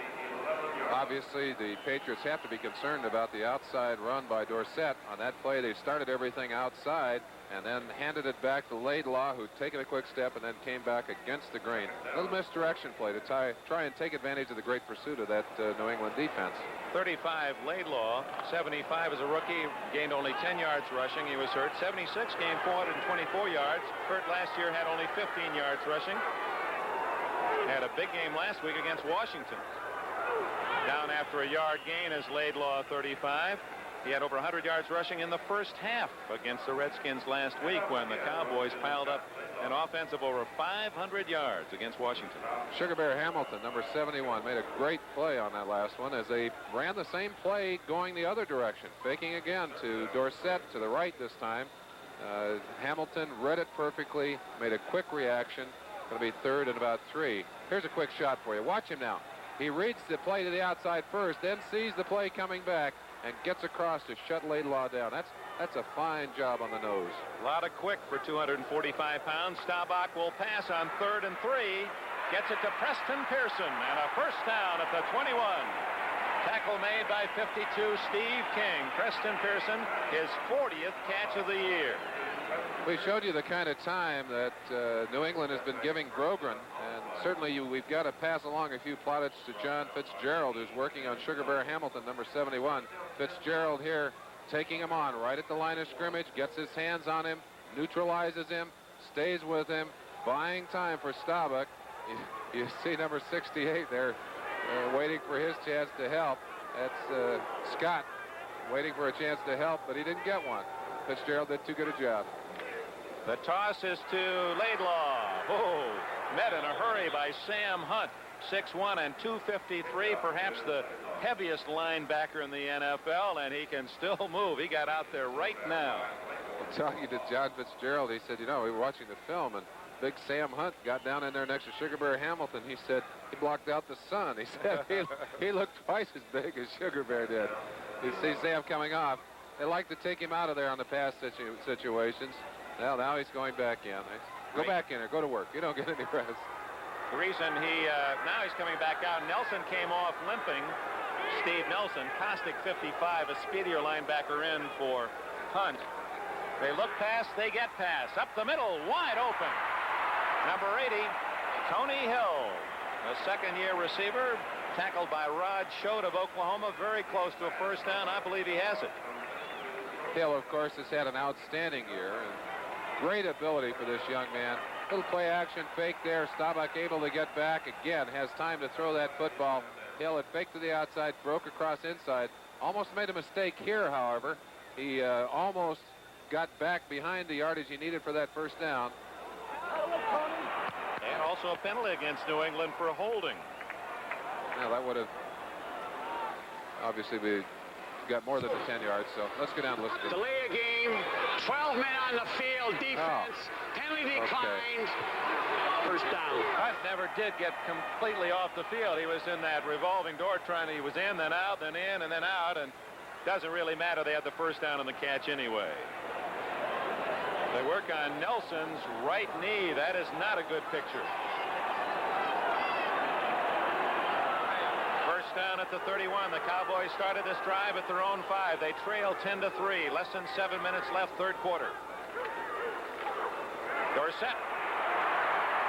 Oh, he's a beautiful runner. Fumble! And a scramble at the 37. Patriots say they have it. They don't. Dallas falls on it. That's twice today that Dorsett has dropped the football when he's been tagged. But I have never seen a runner with better acceleration at the point when he decides to go than Tony Dorsett. Watch him here, drifting to the outside, got his eyes to the inside, right there, makes his decision, and just shoots up through there, gets hit right. That's Tim Fox. That's number 48. Roger Staubach said he'd never seen a safety hit any harder than Tim Fox, and you get an idea of what that kind of devastating hit can do right there. Fumble cost about 3 yards to the Cowboys, so it's 2nd and 5 now. Too much time as Staubach exceeded the 30-second limit, so a delay of game goes against Dallas. No, they say illegal procedure is the call. The result will be the same, a 5-yard deficit for the Cowboys. We get word from Houston that Earl Campbell has just brought that Astrodome crowd to its feet. He has returned to the field. He's not in the game as yet, but just the fact that he's in all in one part has pleased his faithful fans of Houston, and let's hope that's a sign that Campbell will be back in action. Both Swan and Campbell then examined, x-rayed, and allowed to go back to the field. Good news for both of those teams. And two fine players. I think every player in the game, and certainly the folks at home, want to see those great players perform. We don't want to see them hurt. Preston Pearson in the backfield, good pass receiver, 2nd and 10 for Staubach. Knocked in the air, and Staubach may have saved a touchdown. Rod Schode batting the ball in the air, and had not Staubach gotten in the way of Schode, I believe he would have caught that one for a touchdown. He was in a direct line toward the goal line. Schode very quick, able to be on top of Staubach before he could get that ball away. An excellent job by the blitzing linebacker. Schode coming from the right side of your picture here. Watch how quickly he's in on top of Staubach. You see him showing up right there. Schode up to bat that ball. I think you're right, Dick. Had he not had to go right over the top of Staubach, he would have been able to follow right along and pick it up, carry it in for the touchdown. It was plenty high enough, about 25 feet in the air. So out of the shotgun, Staubach needs 10 for a first down. Plenty of time, wide open. Preston Pearson at the 41-yard line doesn't have that long of fingernails. Staubach, in fairness to him, his right index finger has been bruised, might even be a chipped fracture. We saw him yesterday, he had tape on. He said, it hurts me even to shake hands. Not the kind of guy who would ever complain about it. But when you consider the index finger of your passing hand, that's really your control. And as you release, you're snapping off that finger. Has to be bothering him. Well, I talked to Roger about it. Looking at his hands, he's got the hands of a lineman. You know, if he pointed his hand out to show you directions, you wouldn't know which way to go. We just got word that Steve Nelson has gone in for some x-rays. That's not good news, but we would hope to see him shortly. We certainly hope that's not a serious injury on Steve's part. Danny White booms one to Morgan at the 20. Gets a couple of blocks, but's going to need more. Now he has some running room and tripped up. Saving a possible long gainer was D.D. Lewis. That's D.D. Lewis, who snaps the ball on the punt team down beautifully to protect on a long return. No score yet in the second half. New England holding on to a 10-3 lead. 6 minutes left, third quarter. They were working on Stanley Morgan's ankle along the near sidelines. Don't forget football next Saturday and Sunday here on NBC. 12:30 Eastern Time for NFL 78. Features on Terry Bradshaw, Ray Guy, and Lance Allworth. And then you'll see the Colts and the Steelers. And, of course, for Baltimore, that's a game where they can just ruin some plans for Pittsburgh. That's next Saturday. And, of course, then a full slate of action again on Sunday here on NBC. 6 minutes left, third quarter. Grogan and the Patriots at their own 28. Grogan passing on first down one of the few times to Francis. Breaking a tackle. Oh, look at the power as he drags 3 Cowboys to the 49 of Dallas. Aaron Kyle, Charlie Waters, and finally finishing off the play was Cliff Harris.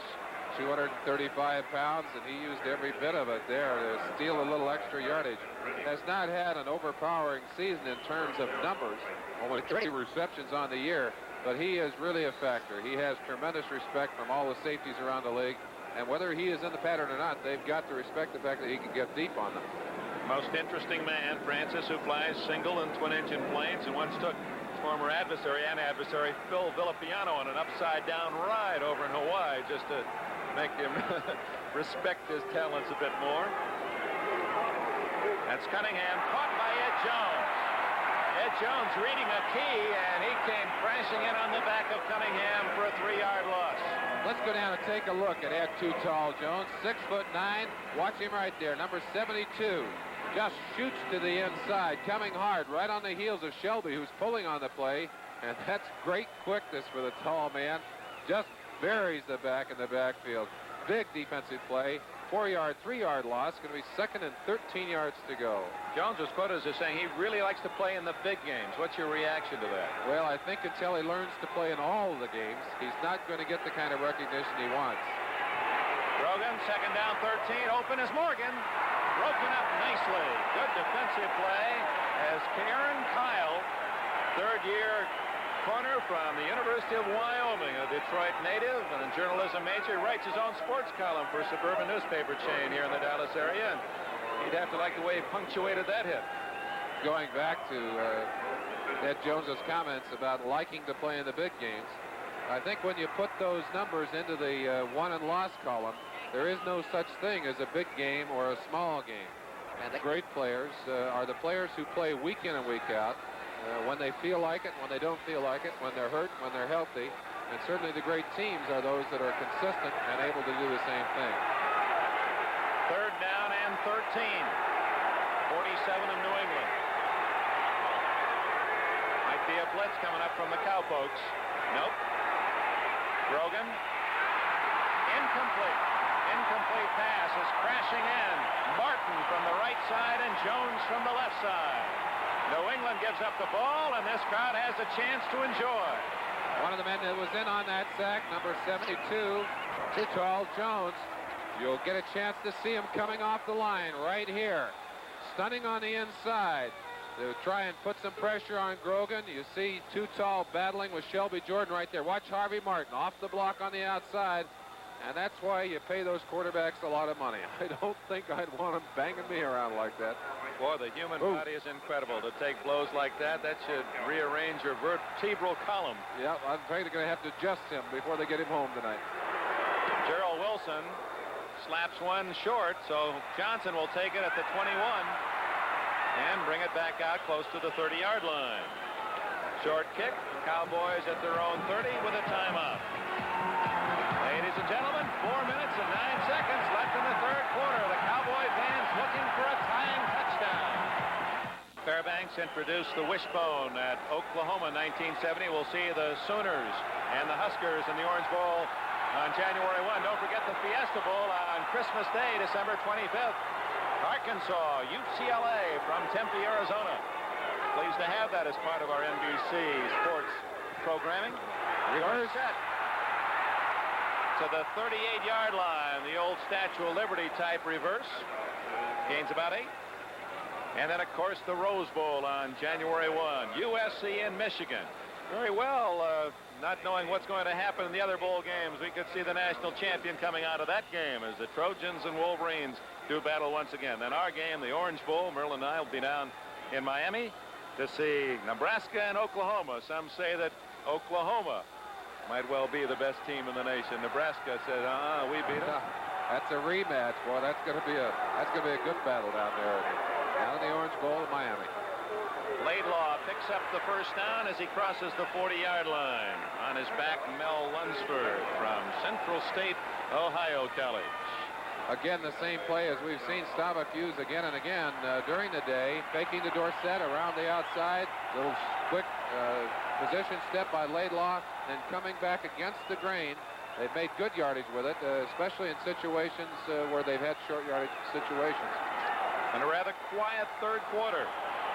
No scoring, 10-3, New England leads. 52-yard run by Cunningham, the only touchdown. First down throw by Staubach. Right there. Dorsett, 50. All the way to the 39 of New England. First down, Dallas.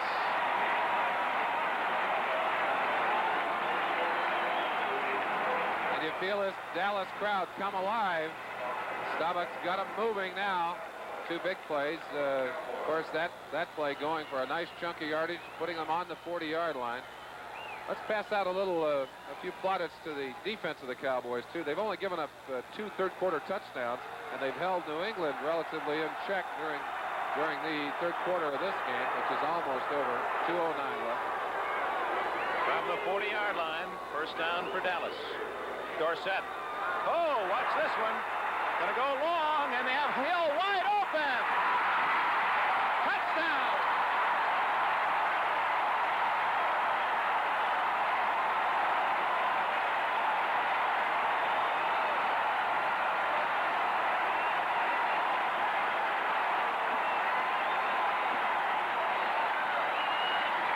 The staid, cool, collected Landry, an atypical play.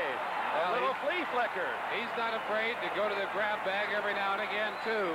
Right here. Hands off to Dorsett. The old flea flicker. Flips it back. Staubach has all the time in the world. Hill all alone. Tim Fox running for everything he's worth. But Hill able to back his way into the end zone. Touchdown.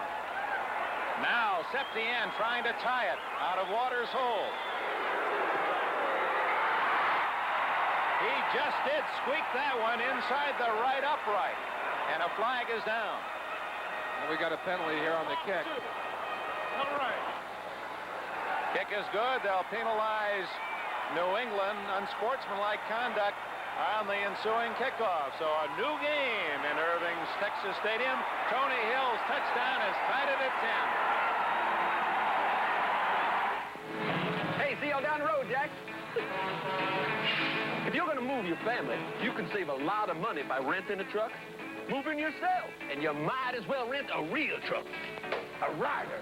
Ryder isn't famous for renting cars, beep, beep, little trailers. Ryder's famous for trucks.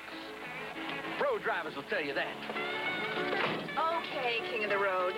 Just hold the lamp. Hey, see y'all down the road, Jack. Ryder, the best truck money can rent. 3 unidentified 19-inch color TV pictures, each the best of its brand. Over 1,000 people saw them and picked the one with the best overall picture. They didn't pick America's biggest seller, Zenith, or the second biggest, RCA. Over 60% picked the 19-inch Sylvania Superset. Over 60%. We're not the biggest, but a lot of people think we've got the best picture. The Sylvania Superset. The Cowboys have tied the game at 10 on that circus play. We saw that earlier as Terry Bradshaw with the Steelers beat the Cleveland Browns with it in overtime. Horace Ivory to return the kick, but Septien will nail it from the 50-yard line after a 15-yard penalty on sportsmanlike kick conduct on the extra point try, sometimes coaches will flirt with an onside kick in this situation. Well, if you wanted to try one, it's certainly a good opportunity to do it, because the worst field position you end up with is around the 40-yard line, and very often a good kick from a normal shot on the 35 will get it back to the 40. So I think you'll see, they're lined up ready for it. Chuck Fairbanks is one step ahead of us, Dick, down on the field. He's got 5 people up close and a couple more looking for the onside behind them. Septien's going to drill it. That'll just be no return. Ivory will take it right there. Touchback at the 20. Let's go back to the Dorsett to Staubach to Hill play. Absolutely out of character for the Dallas Cowboys, but maybe that's why it works. Dorsett just pitching it back to Staubach. And I'll bet Tony Hill had 20 yards on the nearest defender. Ball hung up there a long time. Tim Fox, hustling for all he was worth, could get there just in time to bang him out of bounds. Another quick look from our end zone camera. High above, you see the ball thrown back there by Laidlaw. Right here now, zip. Look how far away he is. Ball not particularly well thrown. I think Roger was so thrilled to see him open, he may have gunned it a little short. It wasn't until that shot I realized it was Laidlaw, not Dorsett, who made the lateral. 10-10 tie. Noisy now at Texas Stadium. Gets noisier as Cunningham stopped after a 3-yard gain by Ed Jones. We pause briefly for station identification. This is the NBC television network. The news source, KTVB, Channel 7, Boise. Dallas 10, New England 10. A minute 30 seconds left in the third quarter. Dick Enberg with Merlin Olsen. Texas Stadium, 65,000 sold out for this battle of 2 first-place teams, each trying to prove to the pro football world that it is the team going into the playoffs. And they're slugging it out. 2nd and 7 for Grogan. Gets away from Cole and hits Francis. Boy, Grogan showing his power. And 3 men drag Francis down. Forward progress to the 35 and a first down. But Grogan needed that 6'4" and 210 pounds of muscle to escape that defensive charge. That was too tall. Jones, number 72, coming around from the outside, hooked his arm, and he just pulled himself right back out of it, zipped it past the number 81 Francis. Good job by the quarterback, and of course got him out of the hole. You never like to find yourself down in your own territory that far. You need to get out here, give yourself a little breathing room. Maybe they can get something rolling now. For you who have joined us late, New England missed 3 field goals in the first half. 2 were blocked. Andy Johnson into a crowd of Cowboys. The corral was a little packed. And seconds tick away. That may well be the last play of the third quarter. Larry Cole, Bob Brunig in on the tackle. And that should be it for the third quarter. So we're going to go to the fourth quarter in Irving, Texas. Each team with 10 points. Fourth quarter coming up.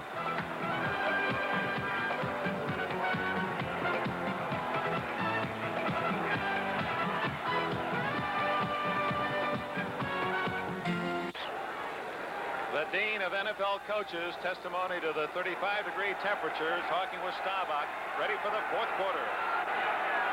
10-10 tie. Grogan and the Patriots have the ball. 2nd down and 8 at the New England 37. Grogan to throw. Man open, but couldn't find Harold Jackson at the 50. He had to hurry his throw. Pressure on. Big AMF Grand Prix of bowling for you next Saturday, along with football here on NBC from Reno. You'll see some of the top men and women, the Anthonys and Webbers and Roths, Robinson, battle for a $100,000 purse. That's 4 o'clock Eastern time next Saturday on NBC. Pressure supplied on that last play by the 2 outside linebackers, Dede Lewis and Tom Henderson, who were both blitzing. As you said, he did have to unload it quickly, kept him from having a chance at that completion. Big play, 3rd down 8. 10-10 tie, opening the fourth quarter.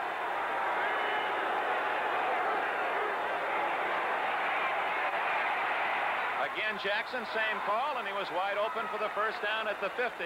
And had not Barnes made that short tackle, Jackson had a touchdown ahead. He was isolated out there, one-on-one. We'd like to take you down on the field again to watch Harold Jackson work some of his magic. Benny Barnes respects the speed of Jackson. He drives Barnes off, breaks to the sideline, ball's on target, And there's that very fine open field tackle you talked about, Dick. Benny Barnes knew he was by himself. He wasn't messing around out there. That call was like a pitcher saying, hey, he won't look for the same thing. I'm going to come back fastball inside again. He's probably looking for a ball away. Jackson had Barnes thinking something else and gets the first down catch. Grogan screens it, intercepted. Harvey Martin intercepts at the 39-yard line. How do you do? A lineman scream, the crowd going crazy. Let's give you a close-up look at Harvey Martin on that last play. Number 79. Big defensive end. You see him accepting the congratulations of his team there. Watch Martin now. Number 70, going to try and cut him right here. Tries to get his hands down. Martin puts his hands on Leon Gray, gets back. Now watch him. One hands the ball right there. Tips it back inside, and now he says, touchdown, here I come. He's going to run like a halfback. Francis finally gets it down. One happy man on the sideline. Dallas native. Of course, he's proud to be playing in his hometown. First down at the 39, 10-10 tie. Staubach trying to get the Cowboys in front. Wide open Pearson. Preston Pearson to the 25. And a flag is down at the 24. I think we got a clip back there on Butch Johnson, number 86, coming back to try and help on that one. Well, that takes a nice gain away from him if it's true. Preston Pearson, all Big Ten basketball player at Illinois, drafted a free agent by the Baltimore Colts. Those free agents work in rather nicely in the Dallas system, as you all know. We talk about the game away from the football. Watch what happens to Roger Staubach after he gets rid of the football here. Ball is gone. Roger Staubach watching. Kapoom. He is still watching from his back. Boy, he pays a price for that position of quarterback. Clipping 89 offense. 89 Dupree was guilty of the clip. 43-yard line. It is first down and call it 13. 10 tie. Mark back from the spot of the foul. That's why we find the unusual yardage on that play. Still right. Pearson's been quiet to the left. Drew Pearson. Backs are in the pattern. That's Tony Dorsett using that spinning move of his. It's cost him a couple of fumbles, but he also makes big yardage with it. He's to the 35, where it'll be second down and about 8. Cowboys trying to take advantage of the deep drops of these linebackers. Staubach now getting time to throw that football. Puts it right on target. And Dorsett knows what to do with it. You see him spinning away from one tackle. Going to try and spin from a second one. Did not get the chance. Had some tough groundwork down there on the field. Call it second and 7 at the 36. Again to the air. Being chased. Almost threw that right to a red shirt belonging to Ray Kostick from Mississippi State. Kostick playing for the injured Steve Nelson. That's right. Nelson, the brilliant linebacker of the Patriots, has not seen duty now for a while since hurting his knee early in this half. Let's check some other late developing scores. Pittsburgh and Houston still entangled in that 3-3 tie in the Dome.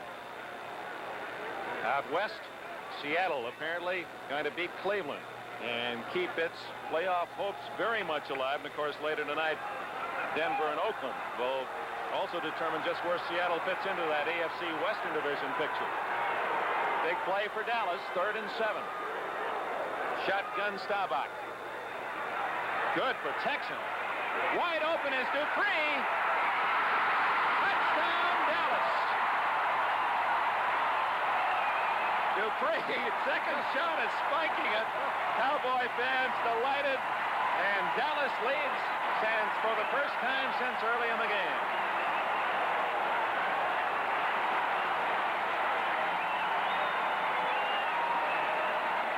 The 9th touchdown this year by Billy Joe Dupree. I think Staubach had just put him to sleep and not used Dupree except for a couple of short shots. And now he's got him streaking deep. He's by himself. Even though you got a couple of guys back on him, I don't think they believed that he could run as well as he ran on that pattern. Now the try for point by Septien. Just barely made the last one, you'll recall. Now that one's down the middle. Tony Hill was a spectator, and he liked what he saw when Dupree hauled in that touchdown pass, Merlin. Oh, we can't blame him for that. I think the excitement of watching one of your teammates make that kind of catch. Look at that. Absolutely. Puts them out in front, 17-10. 13 minutes left. The Patriots ready to take the Dallas kickoff. Septien to kick it off. Ivory deep at the other end for New England. 13 minutes left. Dallas 2. Staubach bombs here in the second half to take the lead, 17-10. Ivory at the 10, 15, 20, 25, 35-yard line before he's tackled by Guy Brown, number 59, and Dennis Thurman, a rookie from USC. We're just catching the last rays of sunlight this day, getting longer. You see it up high, and a chill kind of hitting the air here. I'm sure the New England Patriots felt it. I think they felt it when Dupree caught that touchdown pass, and they went ahead. Dallas went ahead 17-10. But Grogan on the field now. This New England team has come back all year, Dick. They've made a habit of it. Let's see if they can do it here. Cowboys have turned 2 turnovers into 10 points. Their first field goal in the first quarter came after a Charlie Waters interception, Martin's interception setting up the touchdown. Grogan goes back to the air. He's in trouble. Brunig, 53. Check that, Larry Cole, 63, and Harvey Martin. And Dallas now owning this football game. Cole coming in from his left tackle position. Just would not be stopped on that one. He's a good pass rusher. Has played effectively in place of Jethro Pugh today and able to get in there. You see him leaving the field now. I think they probably sent Dave Stalls in. They believe it or not, they like Stalls even more as a pass rusher than they do Larry Cole. Stalls is a second-year man from northern Colorado. Very quick, a small but quick defensive lineman. Pittsburgh moves into a 6-3 lead at Houston, third quarter. Grogan facing second down, 21. Draws it to Ivory, breaks one tackle. Some nice running by Ivory. He was caught for a loss and turns about a 3-yard deficit into an 11-yard gain and brings up 3rd and 10. Stalls, 65, made the hit along with Randy Hughes, 42. Give you a chance to see this one from the end zone. Watch this little draw play. Gets away right there from Randy White. White had a hold of him, unable to control him. Watch the quickness of Ivory. Just back through the middle, pulls away there from a couple of people, and had not Stalls come across from behind, he may have beaten another tackler, but out into the open. Ivory went to Nolan High School nearby Fort Worth, Texas. Now many of his fans. Family cheering him today. 3rd and 10. Good protection. Grogan going long for Jackson. Broken up nicely by Benny Barnes, number 31. Nice play by Barnes. Charlie Waters helping out and congratulating his teammate as the Cowboy fans with a 17-10 lead cheer the defense.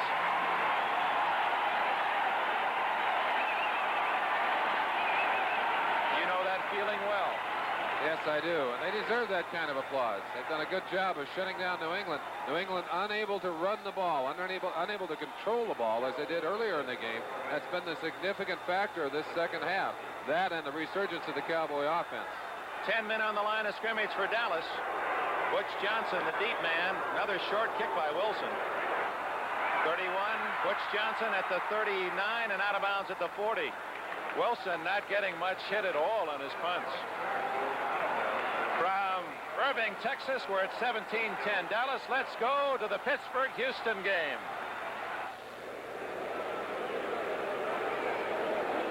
Sam Nover, Len Dawson at the Astrodome. You're looking at Dan Pastorini, the Houston Oilers quarterback, who becomes the umpteenth player in this football game to be injured today. Earl Campbell was injured early, has not returned. Lynn Swan was injured early, came back.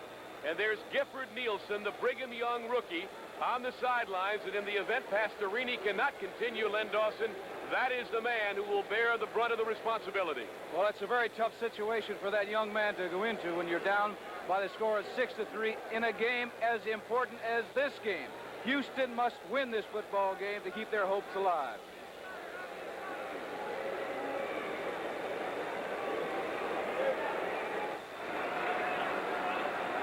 No gain. Dallas first down carry by Scott Laidlaw. Don Meredith, who starred here with the Cowboys, had some lean times too. Dandy Don, one of the 4 in the Cowboy Hall of Fame. Well, one of his records erased today. Roger Staubach, most yardage in a single season with his throws today. He's approaching 3,000 yards passing here in 78.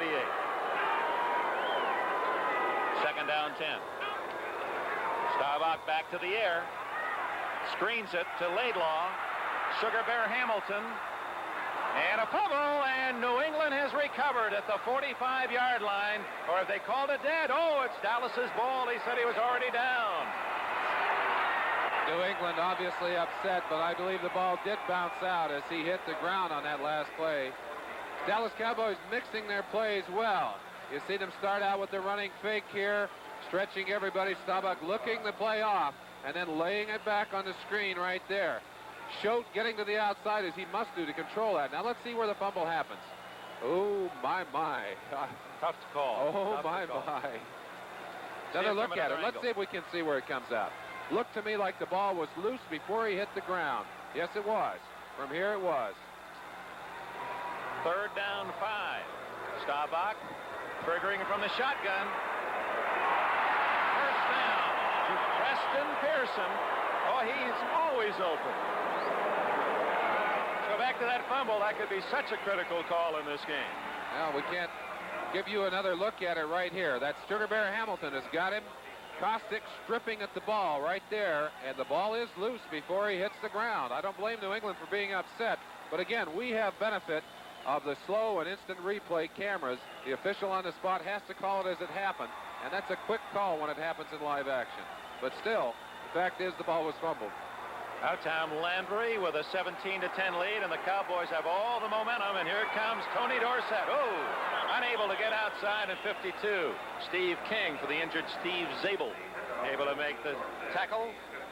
Dorsett closing in on Calvin Hill's single season rushing mark here in Dallas. Just a few yards away, but he loses a couple on that play. Make it, well, no gain, they say, 2nd and 10. A lot of pressure, Dick, on the New England defense here. As you mentioned, Steve Zabel, the linebacker, hurt. Steve Nelson, probably their most dominant player, out of the lineup. They're going with some people who haven't seen that much action in there. Steve King doing a good job for Zabel. Now Kostick is into the lineup. He has shown himself well, but they have a lot of pressure right here. Let's see if they can shut Dallas down. Butch Johnson and Roger Staubach did not like the defensive set for the call and uses a timeout. It comes with 9 minutes and 9 seconds remaining in the game. Dallas with the ball, leading 17-10. Former Navy star, Heisman winner, 63. Roger Staubach looks at 2nd down 10 from the New England 46. Sends his backs in the pattern. To eat the ball at the 45-yard line. New England logging its 2nd sack of the game, 34th for the year, as 71. Sugar Bear Hamilton shot through. Last week, the Patriots got 8 sacks. Tony McGee, number 78, got 4 of them. But on that play, Sugar Bear Hamilton, showing you why he's so highly regarded as a noseman, looked like Fitzgerald had him blocked out of there. They had a couple of other people waiting to help. Sugar Bear just turned it on, got in, got a piece of Staubach, would not let go, sacked him. Now we'll see the shotgun. Let's see if they can handle it with their contained defense. They're going to have 4 defensive linemen in the game now. 4-man rush on Staubach. 3rd and 19 from the Dallas 45. Preston Pearson, 26, was the man you saw in motion. They're going to screen it to him. He's at the 50, the 45, and short of the first down. Dropped at the 45. So Dallas going to have to give up the football. Punter Danny White and the kicking team comes in. New England with 8 minutes and 20 seconds left in the game. A touchdown behind. One of the things the Cowboys do to you, Dick, they throw so much offense and so much defense at you that in preparation for a team like this, you spend a great deal of your time just figuring out what it is they do. They throw perhaps as many as 24, 25 formations at you. They absolutely frustrate a defensive preparation because you have to go through recognition for hours and hours and hours so you know what set they're in. Mike Haynes is deep. Fair catch at the 11-yard line. In fact, Calvin Hill told us, talked with Calvin when he just had joined the Cleveland Browns earlier this year, 3 days before a game. He said, heck, I can learn any offense after going through that Dallas system. Timeout here at Texas Stadium, 17-10 Cowboys, plenty of time left. The New England Patriots, who controlled the first half but led only 10-3 at halftime, losing 3 field goal tries and a touchdown call back by penalty, find themselves outplayed by Dallas in the second half. It's 17-10. The give is to Sam Cunningham, who has a 52-yard touchdown run. It's good for about 4, 2nd and 6. Merlin? Tom Landry obviously happy. There's another man who's happy. The man in the hat, Bob McKay, in his 9th year out of Texas. He and his wife, Donna, announced 2 days ago the birth of a baby boy. Their first, Joshua Charles. While we're making that kind of announcement, Keith Martin, one of our NBC electronic maintenance experts, having a birthday. Happy birthday down there, Keith. Gotta keep those spark chasers happy. That's right. He's keeping us on the air. We'll keep him happy, too. 2nd down, 6. Ivory gets the call. Horace Ivory out to the 20-yard line. Appears to be shy of a first down by about a yard. Randy White trailing the play made the tackle. Pacing Tom Landry along the far sidelines. His team in front 17-10. Just under 7 minutes left. 76, Larry Bethea, number 1 draft pick of the Giants, into the ball game. Harvey Martin apparently hobbled a little bit by that injury. We just got word that Dan Pastorini has suffered a possible fractured rib and probably will not return to action in that Pittsburgh-Houston game. That's a blow to the Houston team, although Gifford Nielsen, fine young rookie, has apparently gone in to fill Pastorini's shoes if he can. Boy, they just beat the 30-second clock, and that's Cunningham outside. Uses the straight arm to get a first down at the 24. He showed his tremendous speed despite his bulk and his 52-yard touchdown run, outrunning Charlie Waters for the score, and almost got around all those white shirts that time. Brunig and Harrison on the tackle. First down, clock stopped, out of bounds play. 6:21 left. Patriots linebacker Steve Nelson, x-rayed, extent of injury undetermined. He will not play anymore today, however. 83 yards for Cunningham, who leads all rushers in the game. Carlos Pennywell, number 88, in the ball game for Stanley Morgan. I wonder if Stanley is suffering some kind of injury, Dick. We'll keep an eye on it. They worked on his ankle earlier in this quarter. Out to Jackson. Oh, what timing on that pass. The ball was more than 80% of the way there before Jackson even turned his head. And he looked, and it was right at his face. A quality reception, a quality throw. You see the two coaches echoing their feelings on the sideline. This game still very much in doubt. You can go either way. 7-point lead on these Patriots. Not a great deal. They're an explosive team. They know how to come from behind. The Cowboys know that. They're trying to control them defensively right now. First down. Cunningham up the middle, shy of the 40-yard line. Brunig from his middle linebacker spot stacked it up.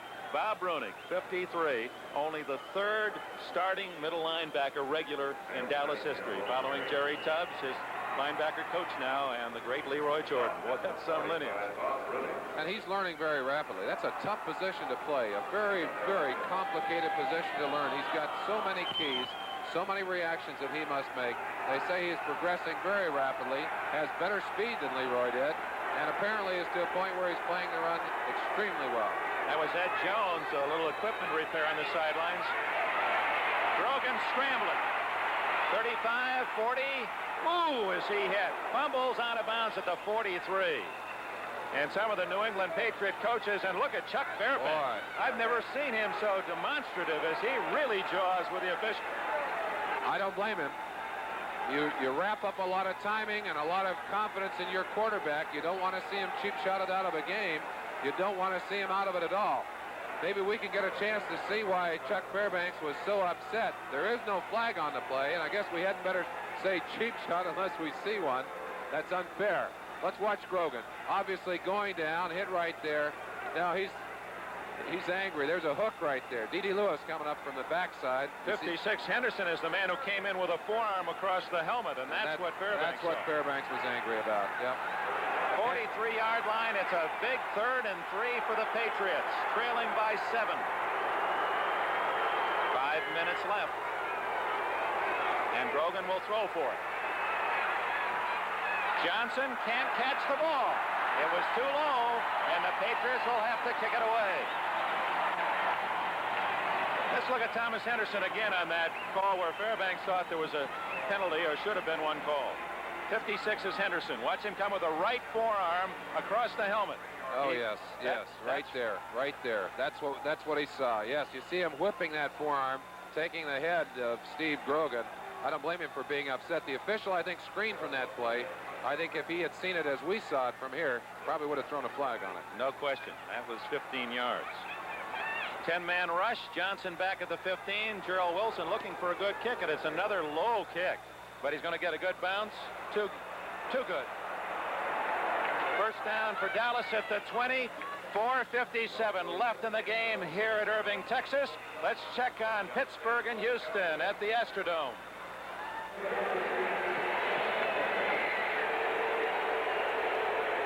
Jack Lambert has just intercepted Dan Pastorini, the third Pittsburgh interception today. Pastorini, having suffered badly bruised ribs on the last series, returned to the lineup for this series. And on second down, threw a pass that was intercepted by Jack Lambert. And the Steelers, Len Dawson, have it in excellent field position. Well, they're going to question whether he should have come back in the football game with rib problems, because that's the worst thing that a quarterback can have. Every time you breathe, it's going to hurt. And you can see 58, Lambert's in position. He wants to lateral the ball right here to a defensive back, but he finds out it's another one. Jack Ham back live. Bradshaw trying to get the ball to Stallworth, and Stebrick knocked it away. This has been an incredibly rough football game today. Not only Pastorini, but Mike Barber, Mike Renfro for Houston, and Earl Campbell have been injured. The Steelers had to play a long time without Lynn Swann. 6-3 Pittsburgh here in the fourth quarter. Our thanks to Sam Nover and Lenny Dawson down the Astrodome. That sounds like a war going on between. It's a real battle. Two very physical teams, and obviously a great deal at stake in the Astrodome today. Here, 4:57 left in the game. Dallas with the ball leading 17-10. They're going to try to run out the clock. That's Dorsett getting only one at the 21. And you know what New England's thinking. Stop them and maybe force a turnover. Hollywood, Thomas Henderson. He doesn't like the fact that Harold Jackson also has a nickname, Hollywood, coming, of course, from Los Angeles to the Patriots. I think there's no question Henderson's the real Hollywood in the meaning that he wants it to be presented. The Washington Redskins last week said he's not Hollywood, he's a hot dog. But Henderson said, well, you guys are turkeys and the feathers are all over the field. So not creating goodwill between the Dallas Cowboys and the Washington Redskins. Second down, 9. Clock running, 4:18 left in the game. Staubach, play action. Rolling. Wide open. Dupree. First down at the 38-yard line. 52, Steve King made the tackle. And the clock continues to run. Exactly 4 minutes left in the game. And Dallas has another 4 downs. And they'll use as much of that 30 seconds between plays as they can. Drew Pearson coming up with another big play. Interesting, or not Drew Pearson, Billy Joe Dupree. Thinking about Drew Pearson, we haven't seen him catch the football today. He's got a 58-game streak. Unless he catches one in the next 3 minutes and 30 seconds, he's going to lose that, Dick. I'm sure Staubach, once he feels the game's in control, might even get him one, even if it's a little short one. Scott Laidlaw. And a flag is down as Laidlaw drops at the 48-yard line. It appeared to be a face mask penalty against New England, or we might have a hold, too. I'm afraid I didn't see that one. We'll get to the official. Yeah, face mask goes against New England. Give you a chance to see the penalty in person. Right here, Laidlaw up the middle. Gets room to run. Sugar Bear Hamilton reaches across, grabs what he can get a hold of. Unfortunately, you're not allowed to grab that face mask. That'll add 5 yards to the end of that run. They've got to be looking at that clock. They've got to be looking up and saying 3 minutes and 24 seconds. The last thing in the world we can afford defensively is to let them move the ball down the field. Let them control the football. If they're going to win this game, Dick, that defense has got to go to work and take it away from the Cowboys in the next series. Certainly can't afford a field goal. That would make it much too tough. 17-10 Dallas. It's been 2 different halves. New England first half. Dallas has owned the second half. And Dorsett crammed in his own backfield at the 48. May have lost a yard. Hunt and Lunsford with a stop. Looking back at the change at halftime, we'd certainly have to say that the Cowboys have done a better job of adjusting, and very often that's the case. The team that's doing well has to go in and say, well, we'll try and continue to do what we're doing. The team that's behind very often, if they're not behind very far, can make the kind of adjustments, hopefully, that will shut a team down. Dallas has shut down the running game very effectively in the second half. That's been the difference. New England unable to generate their offense. And Staubach with those statistics, 2 long passes, 40 yards to Hill, 36 yards to Dupree, and he looks as if he wants to go long again down the middle. Almost intercepted by the Patriots on the deflection. Tony Hill climbing high, couldn't corral it for Dallas, and that'll bring up 3rd down and a long 10. Most dangerous kind of a play action pass. Staubach's back, actually has Hill open momentarily, but watch what happens, Hill. Here, the ball goes off Hill's hands and hangs. Now, defensive backs can cover a lot of yardage while that ball's in the air. They're very lucky that that was not intercepted. Raymond Claiborne gets that one on the dead run going the other way. It's trouble. 3rd and 10 and a half. Clock stopped with the incomplete pass. 2:37 left. Staubach with 2,999 yards passing this year. A new Dallas record. And he goes for more. Incomplete. Claiborne, the nearest athlete, looked as if he wanted to hit Hill, well covered. So, in essence, the Cowboys helped the Patriots a bit. 2 incomplete passes to stop the clock, and with 2:33 left, out of field goal range, in comes Danny White to punt the ball. Obviously, kick it for the sideline, hope to pin him down deep and force them to go as far as they can in this last 2 minutes and 33 seconds. Saw Drew Pearson going off the field, as we mentioned. Unless the Cowboys get a chance at it here later in the game, his 58-game reception streak may have gone by the boards. Haynes, the deep man, he's averaged around 13 yards a punt return in his 3-year career. That one might go into the end zone. No, he's going to catch it at the 6. Got to try and make the big play. Woo, yeah. Stays on his feet, gets some blocks to the 20. Oh, look, he's still on his feet at the 30. And all the way out to the 40, fumbles the ball, but I believe he was down. No, they say the ball was still alive, and Dallas has it. Oh, I thought he was down. Thomas Henderson made the hit. Well, who's making the signal? I know the Dallas players have signaled it, but did the official signal it, Dick? Well, they haven't signaled the ball down. They're looking to see who has it underneath that pile, and it's a wrestling match, and Dallas says, we've got it. Boy, this is like waiting for that final vote to be counted. I'll bet Ace and the boys at the embassy are concerned about this one as we are. Well, I'd like to see that one again. It appeared that he fumbled when he hit the ground with the naked eye, but let's see what the replay shows. Well, that's a tragic turnaround for the New England Patriots. Just a super play. Haynes taking a chance here, knows they need a big play, does a good job. That's 1 tackler, 2 tacklers, out of the grass, up the sideline, 3 tacklers. Jumps over another one right there. Now watch, let's see if he does fumble before or after he hits the ground. There's the hit. Ball is out. That's right. Good call by the official. Absolutely. Yes. Now, there's a case where we were screened from our position. It appeared he had the ball when he went down, but obviously it fumbled. It looked like someone from New England had the ball first. Now watch the ball stripped loose. Here's the shot right here. Ball is down. Ball is loose. It looked to me like someone, 2 New England guys, had a chance at it right here. There's one right there. The ball bouncing up. Haynes himself sees it. But apparently it's the Cowboys who recover it. What a big break for them. Indeed it was, but it was a good solid hit that did it. Now another fumble, and who's got it this time? And it goes to the Cowboys. Well, that's when you're going good. That ball went out of Laidlaw's hands, right into Hunt's, and Hunt just shoveled it right back to Laidlaw. Unbelievable. As we come to the 2-minute warning, let's see that one again. Would have been a great opportunity. Laidlaw just dropped the ball, never did get it. Hunt had a hold of it, unable to get control of it. Just not New England's day, Dick. 2 minutes left, 17-10 Cowboys.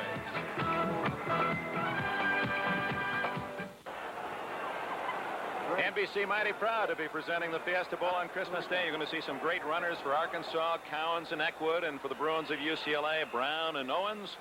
3:30 Eastern Time from Tempe, Arizona, Arkansas, UCLA, the Fiesta Bowl. Here with 2 minutes left, New England has its 3 timeouts left. 2nd down, 11. Dallas after recovering its own fumble. That's Dorsett out on a wing left.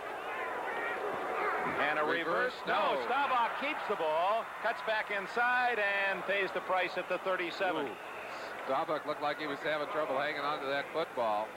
An interesting call as they're trying to confuse that defense again, force them to think it was a reverse play. Here's a chance to see it as the defensive backs would see it. They take the misdirection, and it's Staubach all alone out there? No. Ray Kostick out with him, number 55. Watch Staubach have to fight to hang on to that football right there.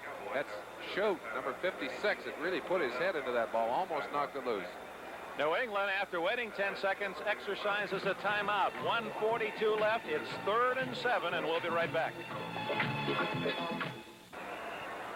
It's another incredible week of National Football League action, and some of the playoff picture will be clarified a bit by today's results, so stay with us. Sperry NFL report, scores, highlights, standings.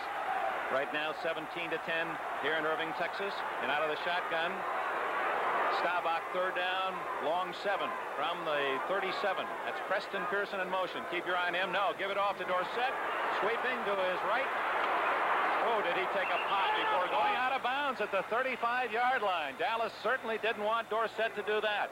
He's shy of the 1st down, and he stops the clock with 1:35 remaining. He's just set a new Dallas record with that run, breaking Calvin Hill's mark set in 1973 of 1,142 yards. But for Tom Landry, he would much rather he'd lost a couple of yards and stayed in bounds and forced New England to spend a timeout. Danny White coming onto the field will be kicking for the far Coffin corner, trying to get as much yardage between the New England Patriots and that goal line as he possibly can. Patriots have 2 timeouts left. They used one to stop the clock in that last Cowboys series. And, of course, they're hoping that they can put a little pressure on this punt. In fact, looks to me like no one is back to receive. They're probably going to try and block it right here. Haynes is only 10 yards downfield.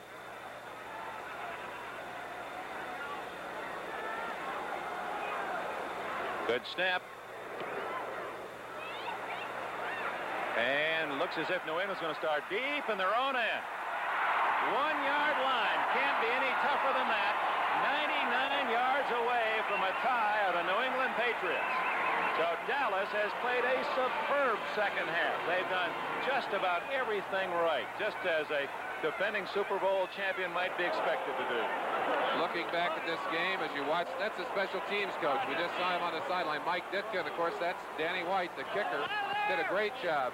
3 of the biggest plays in this game have to be the 2 block kicks early in the game. And, of course, that punt right there that puts 98 yards between Steve Grogan and his offensive unit and the other goal line. How much tougher can it be? I'm sure Chuck Fairbanks, look at them, they're huddling almost out of the end zone. It's a feisty band of red shirts, however, these Patriots. 17-10, 1:25 left for Grogan. He needs some big plays, obviously. Throws that one away. Francis was covered by Waters. Jackson had Lyle right on him. Great coverage by the Cowboys, and they still generate with that front four such a good pass rush. Let's check the standings now as we approach the final seconds. In the East, should New England lose, they would be 10-4, and Miami 1 game back, 2 games to go, and Miami and New England meet. Dallas has already heard that Philadelphia has lost, Washington has lost, so it'd be a big win for the Cowboys. They'd assure themselves a playoff spot, not necessarily the championship yet. Well, they win their divisional championship, Dick, because of the losses. If they win here today, they can sew it up. Grogan. Uh-oh. Should have been intercepted. Thomas Henderson had it right in his hands. Grogan missed a man open short and threw it right into a crowd for Russ Francis. 3rd and 10. Steve Grogan. You see him running to buy himself a little time here. I don't know why he's bothering to fake a pass. We all know that he's got to throw the football. That's Randy White putting the pressure on him. Watch Henderson. Ball right in his hands. Just let it slip through. It looked like that's Randy. Who was it? Charlie Waters just unloading on Russ Francis. And Henderson comes up. He said, "Why did I miss that football?" Hollywood liked to have done. He'd like to have had that one, wouldn't he, Dick? Well, he had a touchdown. He wants to perform that crossbar slam dunk. Yeah, he wants to go up over the top with it. Big play. 3rd and 10. Well, they'll go for it on 4th down, too, now. Time running out. Grogan needs a gainer. Francis, too far. And now it's 4th and 10 from the 2. Clock shows 1 minute 8 seconds left. Grogan unable to connect. Well, here comes the punting team on for New England. Well, 1 minute and 8. Don't be so sure they're going to punt the football, but they don't have a lot of room to operate down there. They sure don't. It's got to be frustrating for the Patriots, who played so well in that first half, who had really 2 field goals blocked at 6 points. The touchdown negated by a penalty. And obviously lost those points. Missed another field goal after they lost the touchdown. Another field goal after that. A lot of points in this game that could have been in their pocket. They got to look at that scoreboard and know that they've played well enough to win, but still looks like they're going to go out of here with a loss. Yeah, they can only hope for a fumble now. Butch Johnson gets it at the 44 of New England. He's at the 40 and down at the 33. 57 seconds remaining, and Dallas in control. The executive producer of NBC's NFL Football is Don Ohlmeyer. Today's telecast produced by Michael Weissman, directed by Ken Fouts. Our thanks to technical director Horace Ruiz and associate director Richard Klein. Here in the booth to Jack Prote and Bruce Jolish, Ted Davis, and Doug Adams, our player identification. Well, they established the ground game in the first half, but have not been able to run against Dallas in the second half, and that's a key part of this game. That's been the key to it, because they were not able to get the kind of offensive horsepower that they had in the first half, and we are clarified on the fact, Dick, that if Dallas does win, because of the losses by Philadelphia and Washington, they do clinch the NFC East. They, of course, will have their playoff situation well in hand. Staubach sits on the ball at the 35-yard line, and New England will call timeout, but they don't have enough left to really stop Dallas. So with the score 17-10, Dallas over New England. Let's see how Houston and Pittsburgh are doing. The Pittsburgh Steelers have just taken a 12-3 lead over Houston as Terry Bradshaw has thrown a 5-yard touchdown pass to John Stallworth with Len Dawson, Sam Nover with the action. Tough going, Sam, all afternoon. This is the first touchdown that we have seen. Pittsburgh has been down there before, coming away with 2 field goals.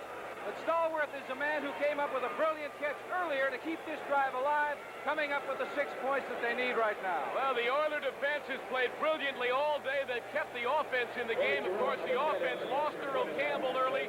They lost Mike Barber for a while. They lost Renfro. They lost Pastorini, but he still came back despite a rib injury. However, the Steelers now, with only 3:45 to play in regulation time, have taken a 13-3 lead in this tremendously important Central Division game. Well, it's really important to both ball clubs because of the playoffs. And that playoff picture will be clarified as, again, Staubach sits on it. Time called, 50 seconds left, but that is the last New England timeout. Now, Staubach can just do the same, and it appears unlikely that Chuck Fairbanks' Patriots can do a thing about it. Well, Dallas, you say the breaks go your way in some games, Merlin Olsen, but somehow those experienced teams, the defending champions, seem to come up with more of the breaks than those who are trying to catch them. But for Chuck Fairbanks in New England, they showed in the first half they can move the ball against the Dallas defense. And who's to say, had they even kicked those 3 field goals, it would be 19-17, and maybe would have been a different story in the second half. Dallas had to go into the locker room with hope after the first half. I talked to Chuck Fairbanks before the game, and I said, Chuck, how important is this game to you? He said, well, the most important thing is that we play well, He said, the final score is not so important as what we do on the field today. He can't be that disappointed in the performance of his troops. Certainly there are things he would like to have seen them do better, like to have seen them run the ball better in the second half. Would not like to have seen those breakdowns. A lot of those breakdowns were great plays on the part of the Dallas team. The block by Martin or Too Tall Jones early. How can you figure a thing like that? Dallas obviously sitting on the ball again. The clock will have to run this time. We'll run down almost to 10 seconds with the 30-second clock. But he said, again, he said, I want my team to play well. They need to find out how good they are. I don't think they're disappointed. Their fans are disappointed. Certainly they'd like to go home with a victory in their pocket. But they know they can go head-to-head with the Dallas Cowboys, defending Super Bowl champions, and they may have the chance. They may have the chance later on. Indeed. Now, that Eastern Division wild card is going to be interesting, isn't it? Because this makes New England 10-4, Miami 9-5, the Jets 8-6, and Houston apparently will be 9-5. What a tangle. What a tangle. The ball on it again. This will run the clock out. The Dallas Cowboys. No, it won't run the clock out. As soon as he's touched, that's change of possession, and New England has the ball. So they have 6 seconds left. Oh, my. Well, we've seen bigger miracles, haven't we? That's right. We might see that alley-oop and bat the ball around play. Yes, we surely might. The Dallas Cowboys, though, have played extremely well in the last 3.5 weeks. They traced the turnaround for them to the midpoint of their loss against the Miami Dolphins. Since that time, they have put a tremendous number of points on their board. Their defense is playing much more aggressively. They appear to be peaking at just the right time heading into the playoffs. Indeed, this would be their 4th consecutive win. Well, it's just haul back and throw it as far as you can for Grogan and hope that someone with a red shirt will wind up with it. Francis is down there, but it's a white shirt that gets it, or at least knocks it down. The Cowboys have won the Eastern Division of the National Football Conference, and they beat a mighty fine New England team today. Dallas 17, New England 10. Dick Enberg with Merlin Olsen in Irving, Texas. We now take you to Sperry NFL Report in New York.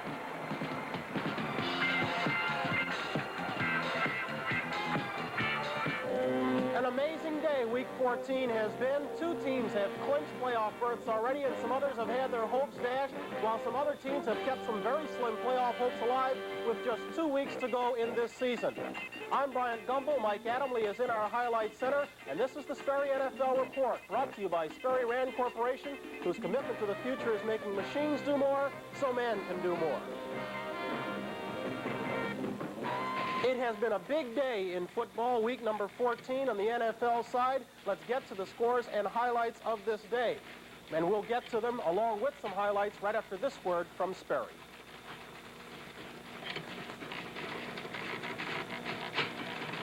I want you to meet my new business partner.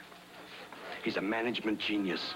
A whiz with figures. Brutal ball game going on in the Astrodome right now. The Steelers are leading the Oilers 13-3. It has been a hard-hitting ball game. Let's go down there live and join Sam Nover and Len Dawson.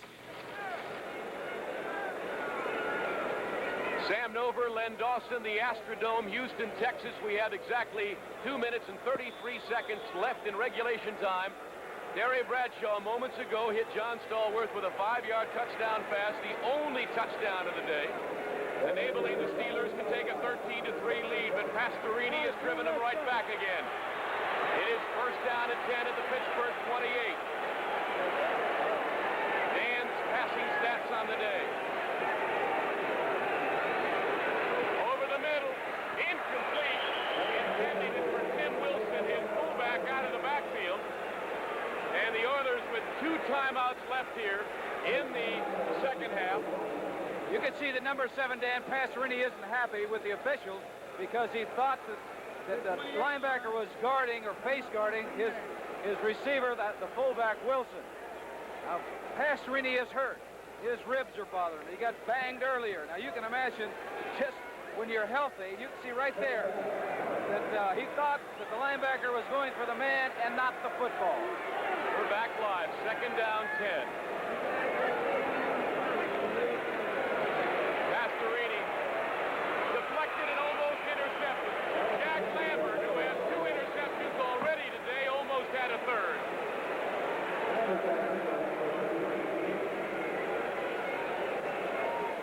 Okay, very quickly now, because we've only got a minute, let's run down the scores of Week 14. Miami 16, Washington nothing. Cincinnati beat Atlanta today, final 37-7. Los Angeles, a 20-17 win over the Giants. They win the NFC West. The Jets beat the Colts 24-16. Green Bay, a 17-7 winner over Tampa Bay.